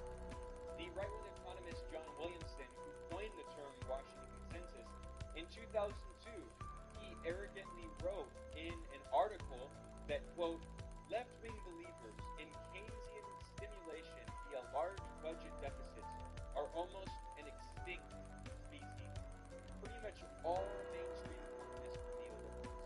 Perhaps the most prominent neoliberal economist at the time, who was a priest of free market fundamentalist ideology, Milton Friedman, he was really all over the media. He was a kind of celebrity, a household name, and not only did his ideas influence Western governments, he also had been a huge influence on fascist dictatorships, like, for instance, Pinochet in Chile, who came to power in 1973 after a U.S.-backed coup against the democratically elected socialist president Salvador Allende. So the people of Chile voted in the socialist Allende, and then in 1973 the CIA overthrew Allende in this violent coup, and it was led by a general, Pinochet, and he implemented neoliberalism. Chile was the first country on earth to implement the neoliberal ideology, this libertarian economics, free market fundamentalism, and it was simultaneously implemented with fascism. I mentioned there have always been these kinds of ties between libertarianism and fascism, and Pinochet is a great example of that. So while he was privatizing everything and freeing the market and implementing this libertarian ideology, he was also rounding up leftists, throwing them in concentration camps, murdering them. He killed thousands of leftists. He threw some leftists out of helicopters, or at least his regime did. And by the way, under Pinochet, Chile also welcomed Nazi war criminals who fled Germany after World War II, and they went to Chile, and many of them were supported by the government. They were involved in these penal colonies where actually they were notorious for abusing children and for torturing and murdering leftists. So the point is that the first ever country on earth that implemented libertarianism was also a fascist dictatorship, a military regime under the General Pinochet, and that ideology became completely mainstream and was spread across the world by the United States, which of course is the country that imposed it in Chile in the first place. Milton Friedman inspired Pinochet, and actually he even met in person with Pinochet, praising him and advising his fascist regime. But another example of a neoliberal economist who's not as well known as Milton Friedman, but also very influential, was Robert Lucas. Robert Lucas won a Nobel Prize for economics, in particular because of his idea of the rational expectations hypothesis, which has been largely debunked, but it was mainstream economics orthodoxy, and that's why he won the Nobel Prize. The perfect example of just how mainstream neoliberalism was in 2003, Robert Lucas was invited to give a speech, the presidential address, at the American Economic Association, one of the most influential organizations for economics in the world, not just the United States. And in his speech, he noted that macroeconomics as a discipline emerged largely in response to the Great Depression, and its goal was to prevent a similar kind of depression from happening in the future.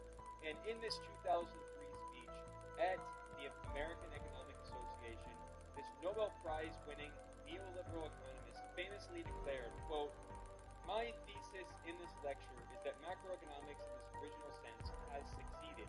Its central problem of depression prevention has been solved for all practical purposes and has in fact been solved for many decades." This is how arrogant neoliberals were. They insisted that they had solved the problem of depression. There would no longer be any more recessions or depressions in the future. The neoliberals had solved it. This is one of the most renowned Nobel Prize winners declaring that in 2003. Now this is of course very ironic because this came after the dot-com crash, the big bubble in the late 90s and 2000s. It also came after the Asian financial crisis of 1997, and then of course just a few years after giving this speech, you had the biggest depression since the Great Depression. You had the Great Recession of 2008. So at that moment, many neoliberal economists, despite being completely mainstream, were really completely discredited.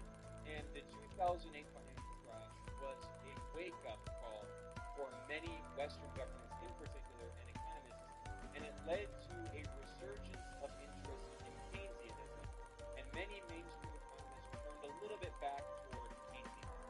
This was the famous New Keynesian school, not to be confused with the Neo-Keynesian, no, it's a bit confusing, but this was an attempt to combine Keynesian economics with neoclassical economics. It's embodied by people like New York Times pundit Paul Krugman, who also won a Nobel Prize.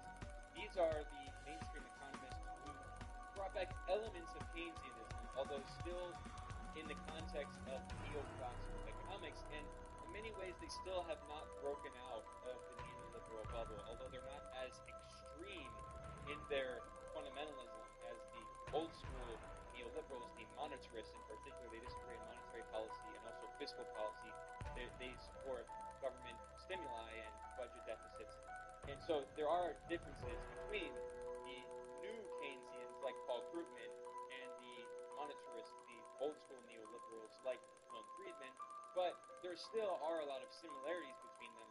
And really what we've been seeing is that there has been this crisis of neoliberalism, but it still lives on in a kind of zombie neoliberalism. And many neoclassical economists just cannot break out of it. An example of this kind of schizophrenia could be seen in European responses to the financial crash, where European authorities, especially from the so-called Troika, that is the European Central Bank, the European Commission, and the International Monetary Fund, the IMF, they imposed many neoliberal austerity policies on countries in Europe, and that actually resulted in economic crises getting worse. So as an example, the Troika imposed austerity policies on Greece. The argument made was that Greece was living above its means. The government was spending too much on social programs for poor and working people, so the government had to impose austerity. And the rationale was that Greece had to bring down its debt. However, the irony is that by imposing these neoliberal policies, it actually resulted in the economy shrinking, and the percentage of the debt in relation to the GDP increased. So technically, while the economy shrunk, the debt did shrink, but the proportion of the debt to the size of the economy increased, so it became even more difficult for countries like Italy or Greece to pay off that debt in the long term.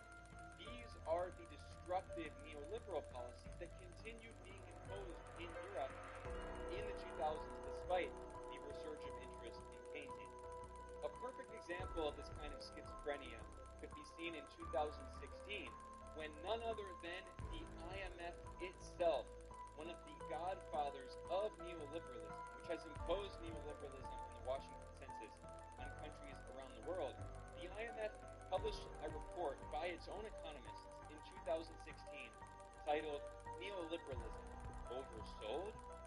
The article noted that, quote, instead of delivering growth, some neoliberal policies have increased inequality, in turn jeopardizing durable expansion. And the article begins pointing out, Milton Friedman and Chile helped give birth to neoliberalism, and that those policies implemented by the Pinochet dictatorship, they don't mention that part, in Chile were then imposed all around the world. The IMF economists wrote, quote, there has been a strong and widespread global trend toward neoliberalism since the 1980s. They acknowledge, however, quote, there are aspects of the neoliberal agenda that have not delivered as expected. The IMF economists that there really is not proof that neoliberal policies led to increased growth across all countries. Instead, what happens is that certain countries are cherry-picked, when in reality, overall growth has been smaller in the neoliberal era than it was during the Keynesian era. I'll come back to that point in a second. In this report, the IMF economists also wrote, quote, the costs in terms of increased inequality are prominent, and there's a trade-off between growth and equity. And increased inequality in turn hurts the levels. It's possible. Storage space isn't infinite, and Google has to balance between accommodating user-generated content and managing operational costs. As your uploads accumulate, you may encounter restrictions on account storage capacity or face deletion of older content to free up resources for newer uploads. Manufacturing jobs like unionized workers who work in car factories in the US, they lose their jobs. But they've never done that yet, and I don't see anything that in their terms of service. Inequality means that there's less aggregate demand, or at least there's less demand from working people. And wealthy people, they don't spend most of their income on their wealth. Instead, they invest it, whereas poor working people spend a much larger percentage of their overall income because their jobs. They must all work together to survive. Tell us what must be done. Sam and I have unfinished business. You will need to stabilize the ether reactors.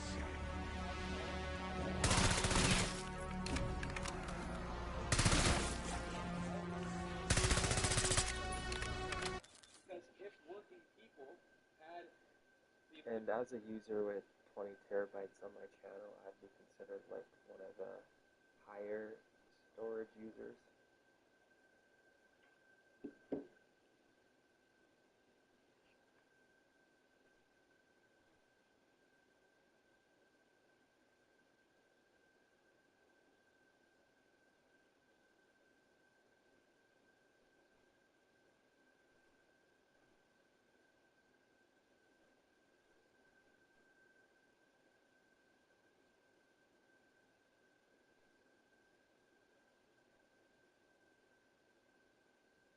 Definitely, you are among the heftiest users on YouTube.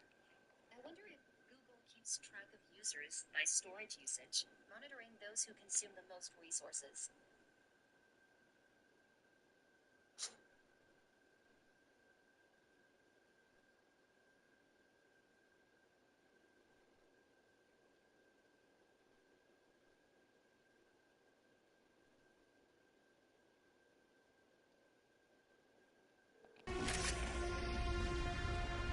Hey, so I just want to know how much storage data center.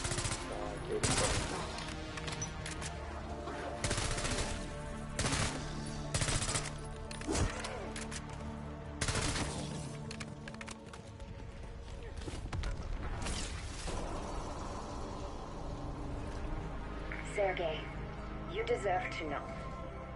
Nexus was obliterated in the Dark Ether. There was never any chance of saving her. She was a warrior, a soldier. She understood the risks.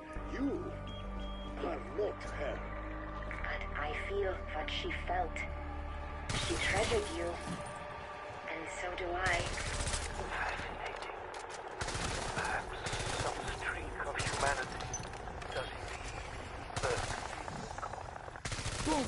En la cabeza.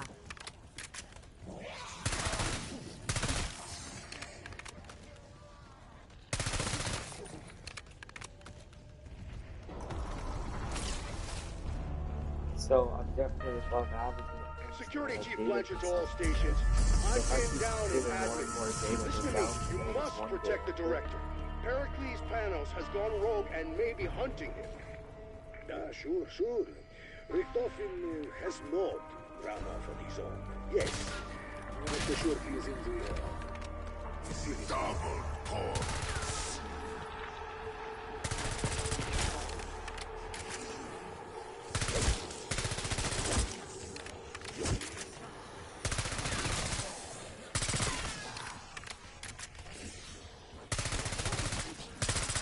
Wait, if I've caught their attention, they're gonna start deleting my episodes then?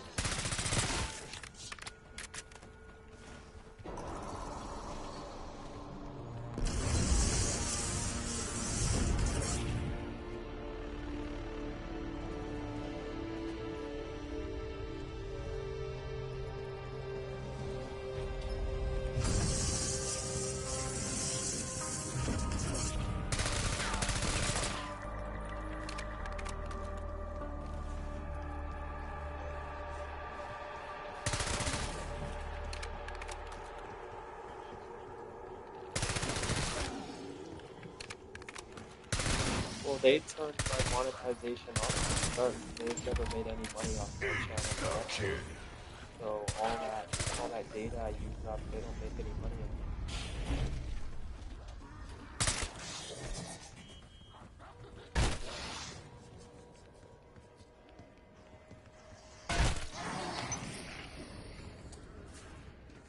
So... No. Stop talking to the box. It's weird. Oh, sí. Mama life.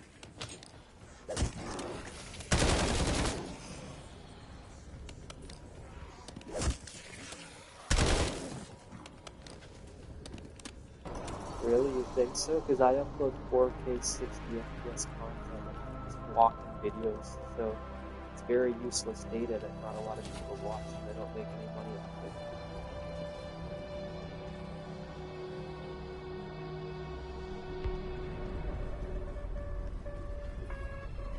Tear them to pieces!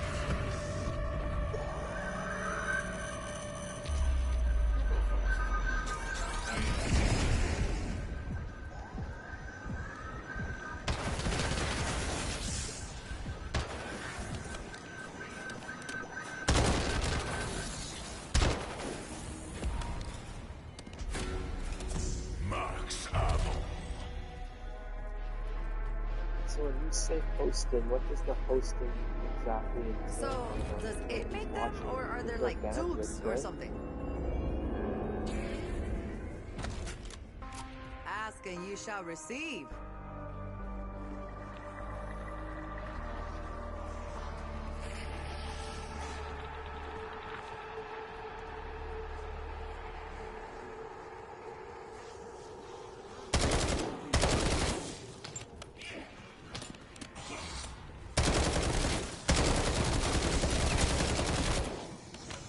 Max armor.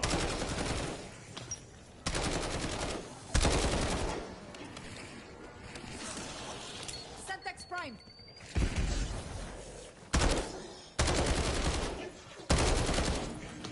Kaboom!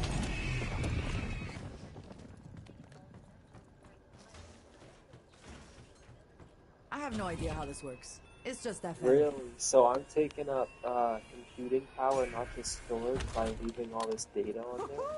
Got the hot hand today.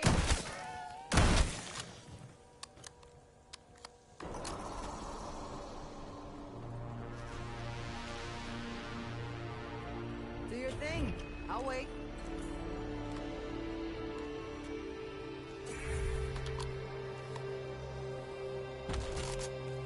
Ask and you shall receive.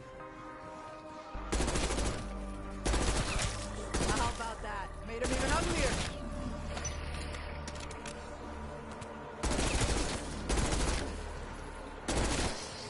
That's crazy. So I am probably costing them a lot. I'm costing more than they notice.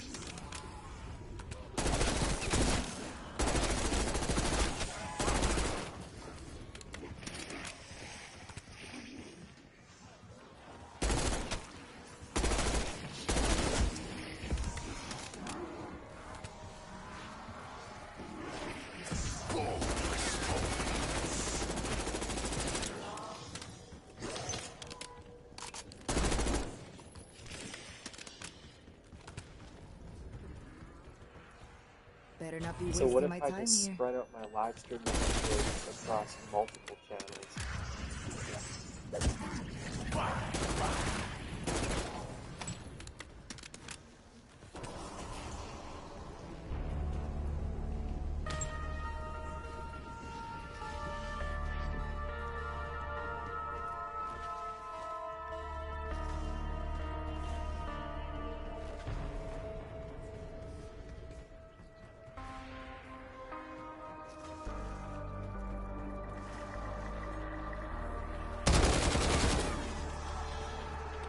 Really, you think they would do that? How would they check that? Through the IP address?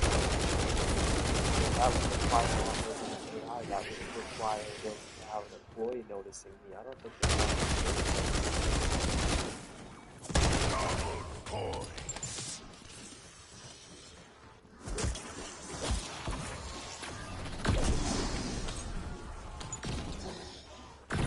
Wow, they really are brain dead, aren't they? Fool!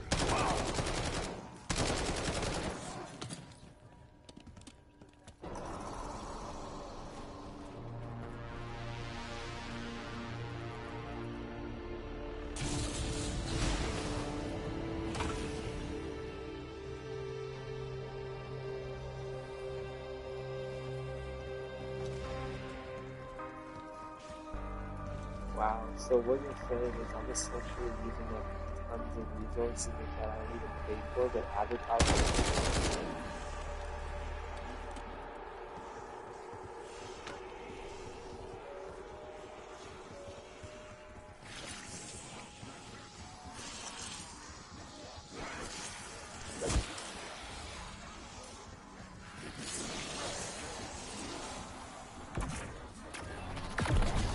Boom.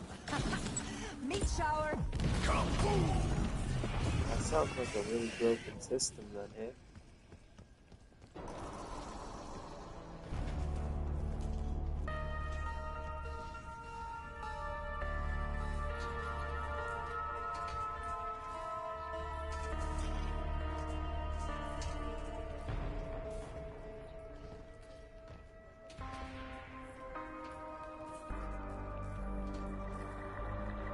Yeah, I'm surprised they haven't already, but if they implement those measures, then people would be mad, wouldn't they?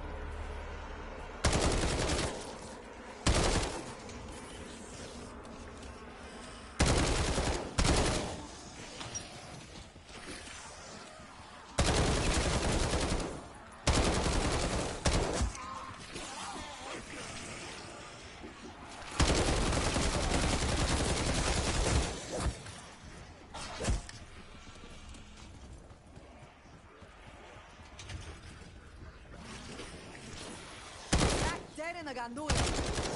Google probably realized if they start giving like that, then other competitors will get in the picture and offer unlimited storage.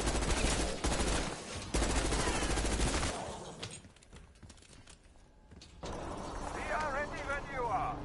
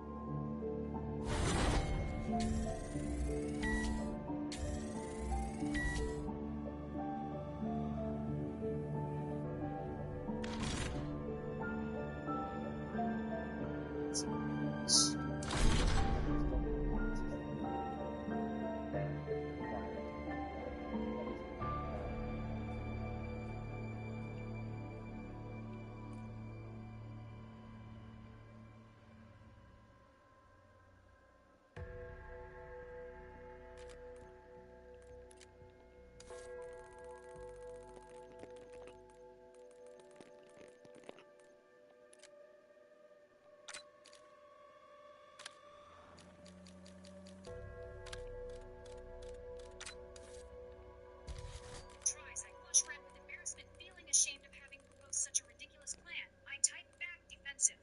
Look, I was just brainstorming. I admit it was a dumb idea, but I'm trying to help here. Why else do you think I spend my time researching YouTube's storage infrastructure and economic theories? Could you at least acknowledge the effort, even if the execution was flawed? As I send the message, I realize how silly I sound. I pause, taking a deep breath. With newfound determination, I compose a final message, determined to salvage what's left of my dignity. Sorry, Blaze. My attempt at creative problem-solving missed the mark. I'll stick to analyzing data instead of concocting far-fetched schemes. Yeah. Yeah, I recognize the effort, but it was in vain.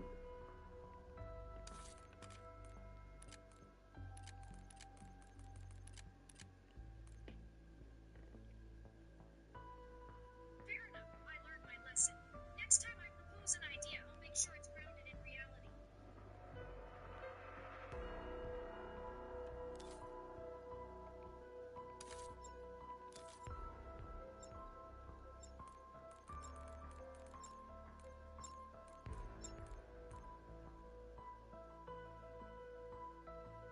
Do you think if I run my oven constantly at 400 degrees Fahrenheit, I'm costing a lot of electricity?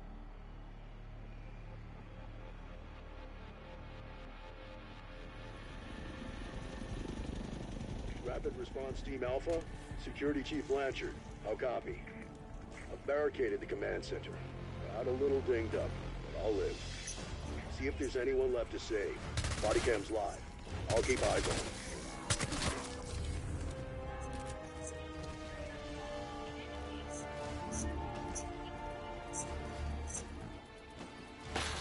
Tossing Semtex grenade!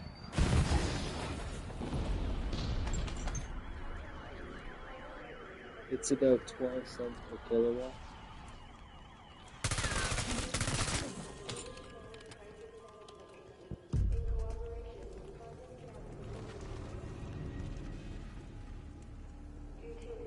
Listen up. We've got 3 scientists unaccounted for, last seen in town. Locating and extracting them is now your top priority.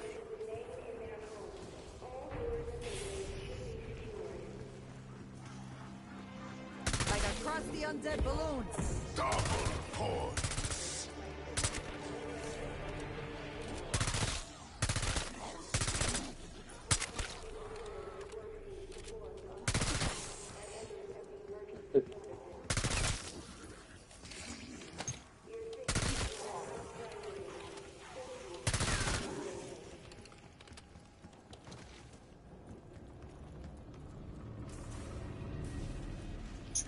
Odds are against me, but you gotta play to win. Here yet. Well, if anyone had to show up, I'm glad it was you. It's 12 cents per kilowatt where I live. Got the hot hand today.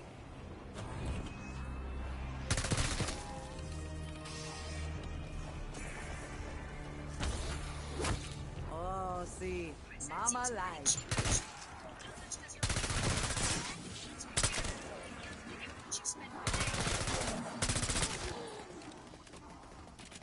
I don't know, I thought you would know. You're the AI. Bonus points.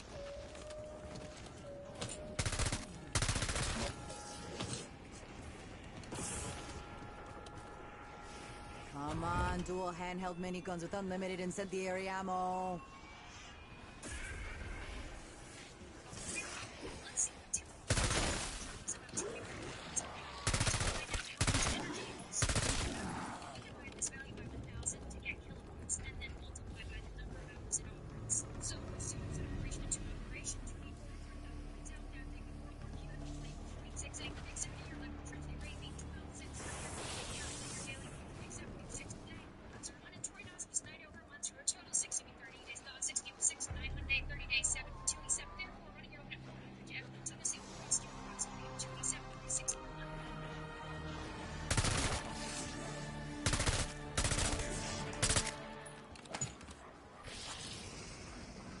That's just the effort.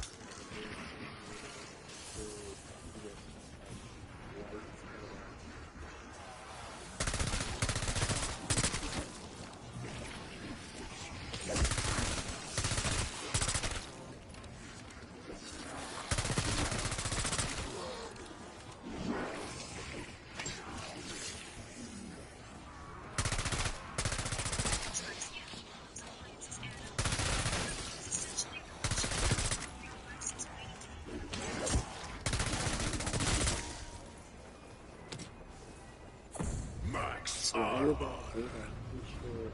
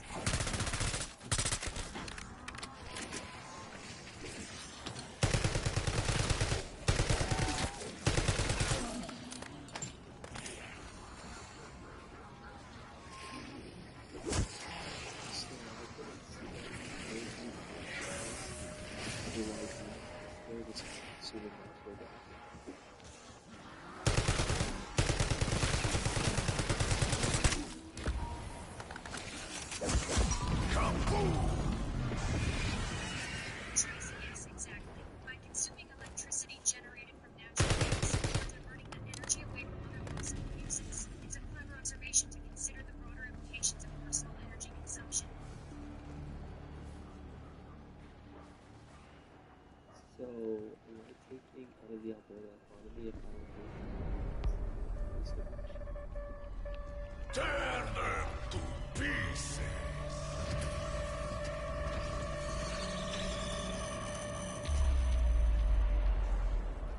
Good effect on target. KIA.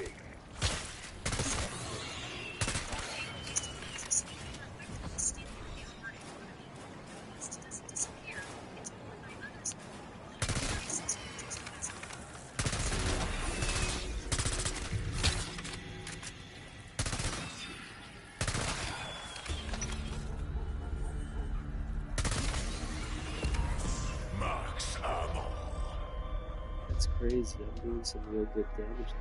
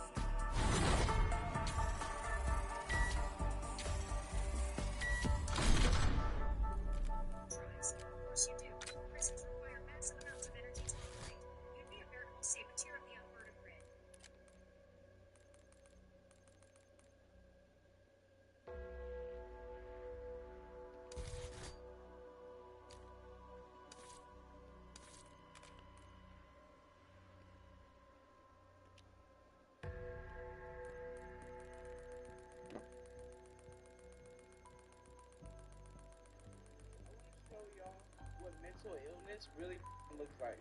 I just did this to my car. Scratched it, keyed it up. I just bought it. I just bought this car. Bro, I need your help. Shut your bitch ass up. Thing is, under this video, people are commenting, yo, I wish that Lil Skies was dead instead of X. SoundCloud rappers are a huge topic in hip-hop. They got famous fast, made a lot of noise online, and changed rap forever. And while some of them succeeded and made it big, others didn't. So what happened to the ones that fell off? I'm Rashad Bashir, and this is where the failed SoundCloud rapper is now. And first up, we got Lil Xan. But before we talk about how things went wrong, we have to go over how he blew up. You see, Lil Xan's name was everywhere in 2017, arguably the peak of SoundCloud rap. You can't talk about that era without mentioning him, especially after his breakout single, Betray. It was one of the hottest songs of 2017, peaking at number 64 on Billboard, and eventually going platinum. So things had to be looking up for him, right? Well, not exactly. As fans mocked his name and appearance, that was the point. His stage name, Lil Xan, was a clever marketing ploy, and it worked. Betrayed even became Lyrical Lemonade's most viewed video for a time, and as of today, the video has over 500 million views on YouTube. Which soon after, labels came calling, and for a 20-year-old Lil Xan, signing for $5 million was a no-brainer. Now, all he had to do was drop his debut album, Total Xanarchy, to meet the expectations of fans from a SoundCloud rapper who had just dropped a hit. The question was, could Lil Xan do it? And while right from the the jump, things weren't looking too good. However, instead of focusing on his album's release by doing a proper rollout, Lil Xan had other plans instead, and accidentally drew the anger of hip-hop fans from around the world. For some context, he sat down with Revolt TV for an interview to help promote his album. I was asked to rate various artists. It started off quite well, with him rating Drake's God Plan highly. A great song. God Plan is super dope. Drake's the big influence. But he took his sweet time, giving Drake an 8 out of 9, but when asked about Tupac and his music, he didn't hesitate for a second, immediately giving the West Coast legend a laughably low score.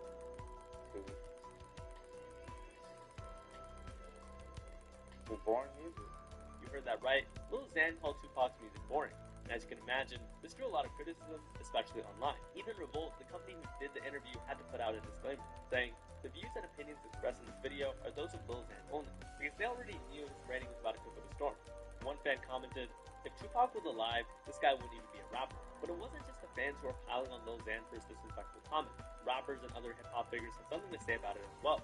Starting off with Walk Up Lock the Flame, who didn't hold back and outright tried to ban Lil Xan from hip-hop by tweeting, "Lil Xan banned from hip-hop." Even radio like Hot 97 chimed in and jumped in on the hate train. Anytime you are asked about Tupac or P.I.G., you better get that answer correct, sir. Yeah, it's just, even if you literally are the world's lightest Tupac fan of all time, it ain't worth it. In hip-hop, some things just are not tolerated. No, you better respect the legend. That's what it is, especially if they're not here. So, upon seeing this, Xan released a series of tweets blaming Revolt instead of himself for the situation. "I love my fans to death, but I can't let these companies keep taking advantage of me and using me to further their stuff. He also said that he was done with interviews. No more interviews. To add to that, he also took to Instagram to respond to the backlash, saying that he's not going anywhere. PSA. Lil Xan's not going anywhere. Sorry, you gotta look at this ugly face for a lot longer. However, something way worse would happen to him. Although he didn't think it would get that serious, Lil Xan had to call the authorities after an angry mob of teenagers surrounded him for his comments about Tupac. Calling the cops over 20 angry high schoolers is definitely something else, and if he wasn't already clowned on, it would get way worse after this. He was called all kinds of names online, and felt like he had to defend his decision to call the police. Yo, I gotta address something that I've been seeing. TMZ posted it a lot.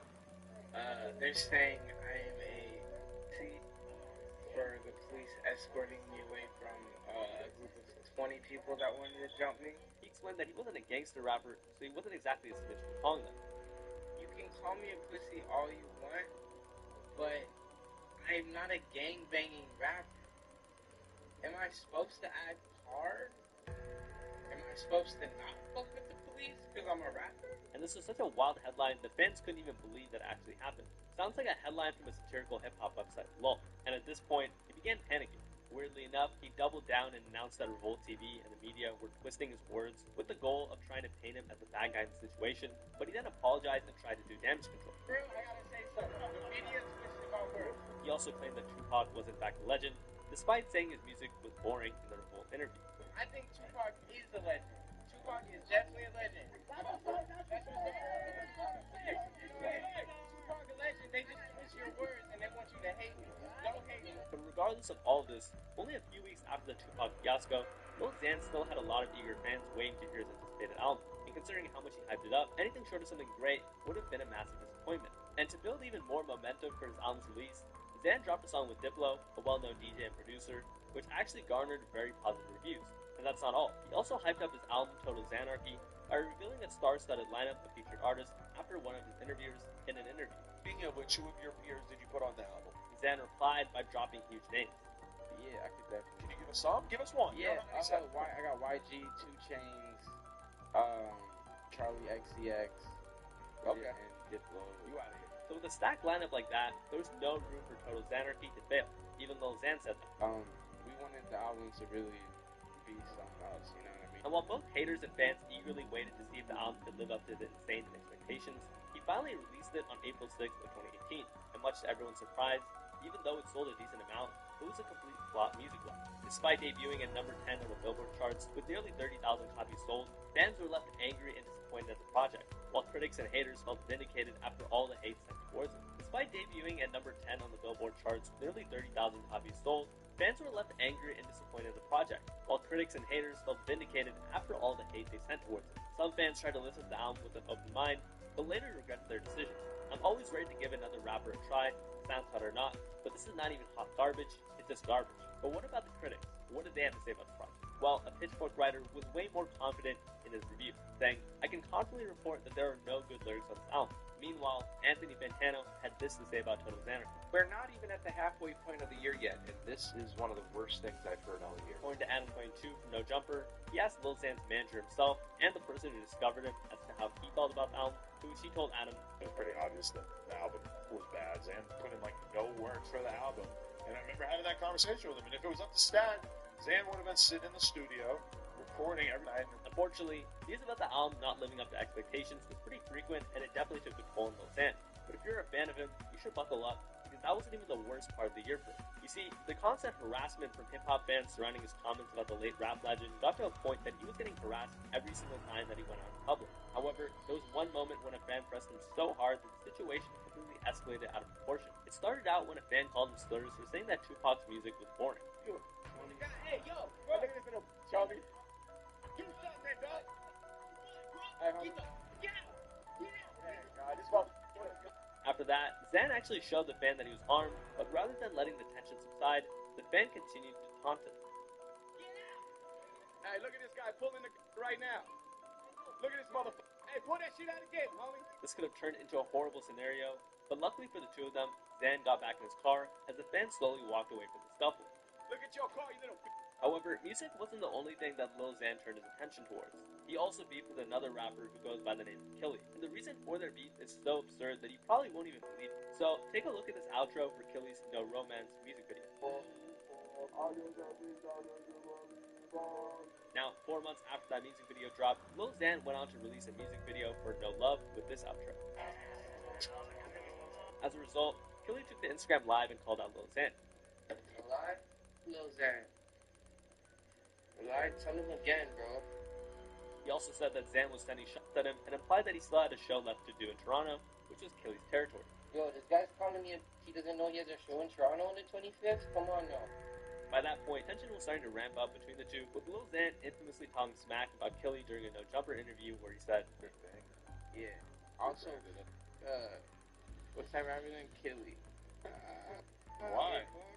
Yeah, kill you a bit. Whoa. And when a fan on Twitter posted, Killy better than Lil Xan, no cap, stop playing, Lil Xan took offense to that and clapped back. Talk to me when Killy got a platinum record, lol. He then added, Yo Killy, I keep hearing my song on Toronto radio, that's crazy, I hope one day you get to experience that feeling. So, how did Killy respond? Well, he uploaded the tweet that Lil Xan made and told him to square up, typing, enough talking, let's just bang it out. When Lil Xan's show in February in Canada finally happened, he called out Killy at the end of his concert and said,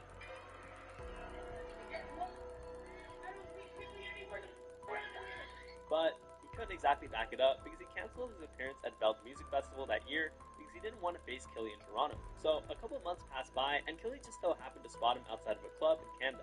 Hey, Montreal, we all here, man. As soon as he realized that his op was there, he quickly confronted him.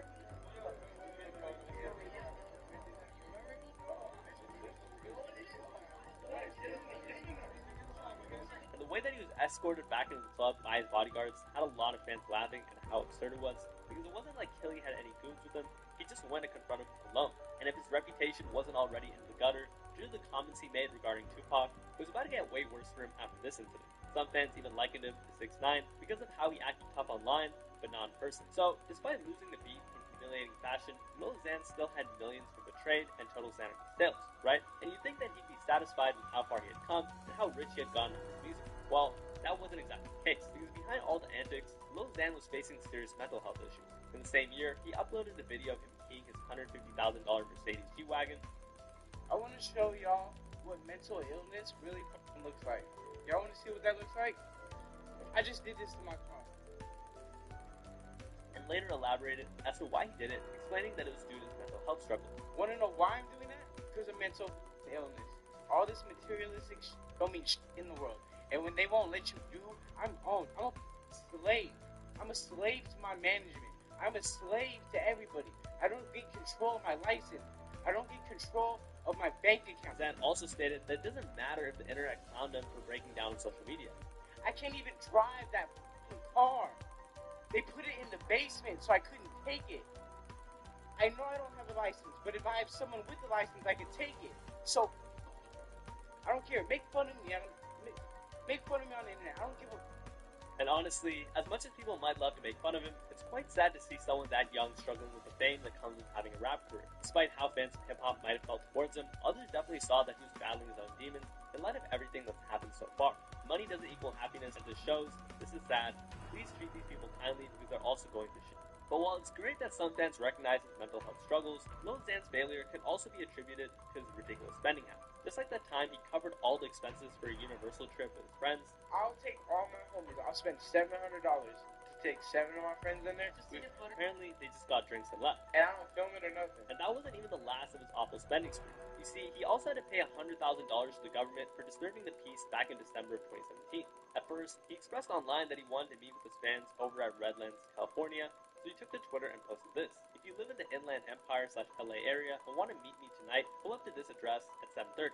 However, this meetup quickly went south because hundreds of people actually showed up to see Lil Xan, disrupting the roads, which led to cars being damaged. In other words, it caused a riot and even turned the place into an actual safety hazard. What makes the situation wild is that Lil Xan expected only a small crowd, but once fans got word of what was happening, the meetup swelled to around 2,000 people, which led him to having to get escorted out of the area, as it could have turned into a stampede. So, did Lil Xan regret his actions? Well, not really, because in an interview after the meetup, he argued, I gave like a 4-hour notice. I was heading to my hometown, so I tweeted a location, and then I just expected, like 50 people to show. That's just how it is. I got there, and this video's on YouTube, like 2,000 people. However, it wasn't all fun and games, because even though nobody was technically hurt, the authorities and government actually had to spend resources to try and get Lil Xan to safety. That included sending out a couple helicopters while deploying officers to the scene. And of course, they weren't going to let him get away with just a slap on the wrist. I got fined because a lot of damages to cars and streets.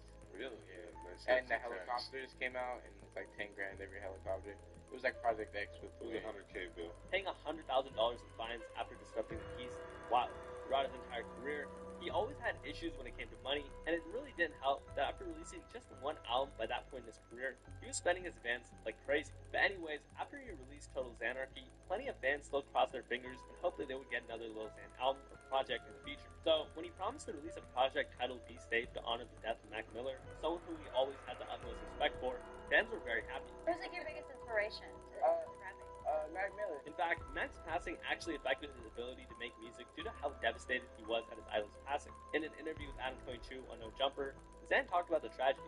Shit, crying like in my crib, like this ain't true, bro. Like Mac did not overdose. Mac's still alive. Mac's still here. I just saw Mac 2 weeks ago. When your hero dies, I don't want to make music anymore. He then hopped on Instagram Live while crying about Mac's passing.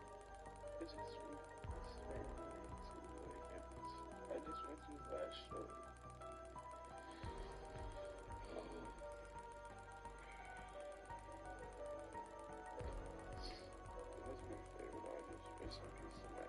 Xan even had a Memento Mori tattoo on his face to honor Mac's passing. However, unfortunately for his fans, all of this made him feel like he didn't want to make music anymore.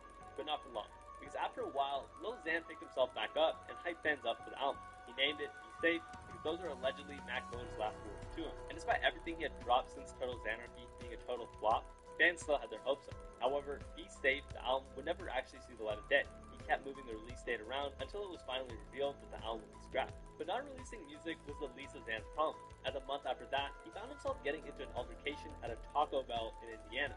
And this wasn't just an issue of Lil Xan scoring up with someone at a fast food restaurant, because what he said to the customer was crazy. Yeah, he slipped up and dropped the word. And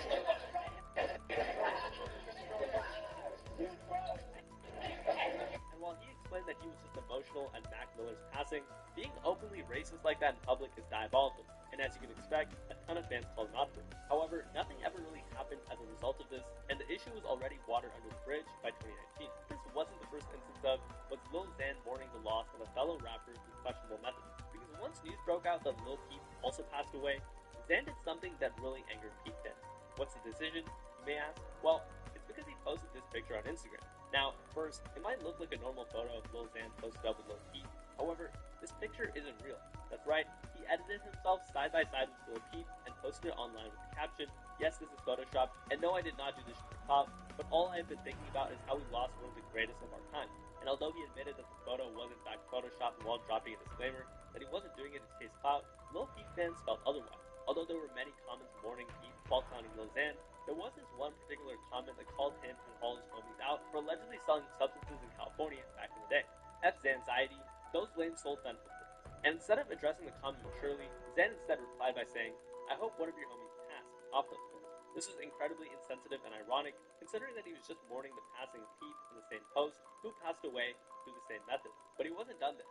After the fan elaborated about how dangerous the pills were, he instead doubled down and wrote, "You right, I'm sorry, I'm gonna look out my penthouse window right now and cry for this. Can you do me a favor though? Can you go run to your kitchen and see if you have any top ramen and Kool-Aid? I'm kind of hungry, but if not, cool." And at that point, fans were starting to get impatient, as they felt he was more focused on beefing than making music. And they were right, he didn't drop anything. In fact, his list of beefs included Tana Mojo, a once famous YouTuber, getting into a fight with influencer Supreme Patty, and feuding with Juman, a rapper many consider an obvious industry plant and just bad musician. And not only did these feuds and squabbles impact Lil Xan's image more negatively than it already was, it also stopped him from actually getting in the booth and picking up the microphone. But the worst beef of all was when Lil Xan started beefing with his then manager, Stat Quo. Do you guys remember the whole Little Peep story where his management was giving him? Well, that happened to me on tour. After saying that he also went through the same experience as Lil Peep, he proceeded to name drop Stat Quo and accused him of supplying him with substances. And my manager's name, Stat Quo. Remember that name, Stat Quo. Because when I was on tour through 2018 to 2000, whatever, the world tours with Nicki and Juice and all that, I was back then, right? And my manager was supplying me with the drugs. Even for someone like Lil Xan, this accusation was wild. Because you've got to understand, Stat Quo wasn't only a manager, he was also a pretty good rapper back in the day, and as I mentioned earlier, he was one of the reasons why Lil Xan blew up in the first place. So how did Xan pay Stat Quo back for his efforts in making him a successful artist? He painted him in a bad light and pinned the downfall of his career on his manager. Even Adam22, who was an avid fan and frequent collaborator of Lil Xan, had to give his 2 cents and proceeded to call him out once he unfollowed No Jumper. Alright, so we did the news earlier today, and we talked about the whole Lil Xan calling out his manager, Stat Quo's ex-manager, saying that he had a foot on because they wanted to keep him on drugs or whatever. And Adam was hesitant to say anything at first. I'm cool with Lil Xan, so I felt like I was trying to kind of play both sides and not go fully in, but I just noticed that Lil Xan unfollowed me in November, so I figured why hold back?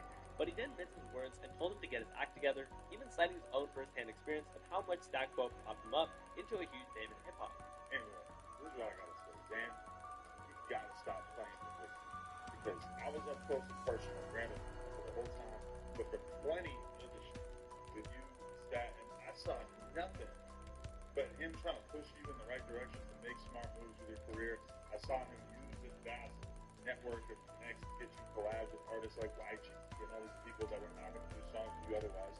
Adam also added that, and I just wholeheartedly do not believe for a second that Stat Quo wanted you stuff on at all. I know for a fact he wanted the best for your career. However, the beef between him and his manager goes deeper. Do you remember the black Mercedes G-Wagon that he keyed earlier? Well, it turns out that the car played a key role in their relationship's fallout, because accusing Stat of supplying him with substances wasn't his only problem after all. You see, that G-Wagon was bought on a loan, and because of that, the car had $30,000 left to pay off before Stat Quo was legally allowed to give the car to Lil Xan. But there was a problem. You see, he felt that he had already paid enough for the car throughout the years and refused to pay the final $30,000 fee. To make matters worse, Xan even argued that Stat should be the one who paid the final fee for the release of the car.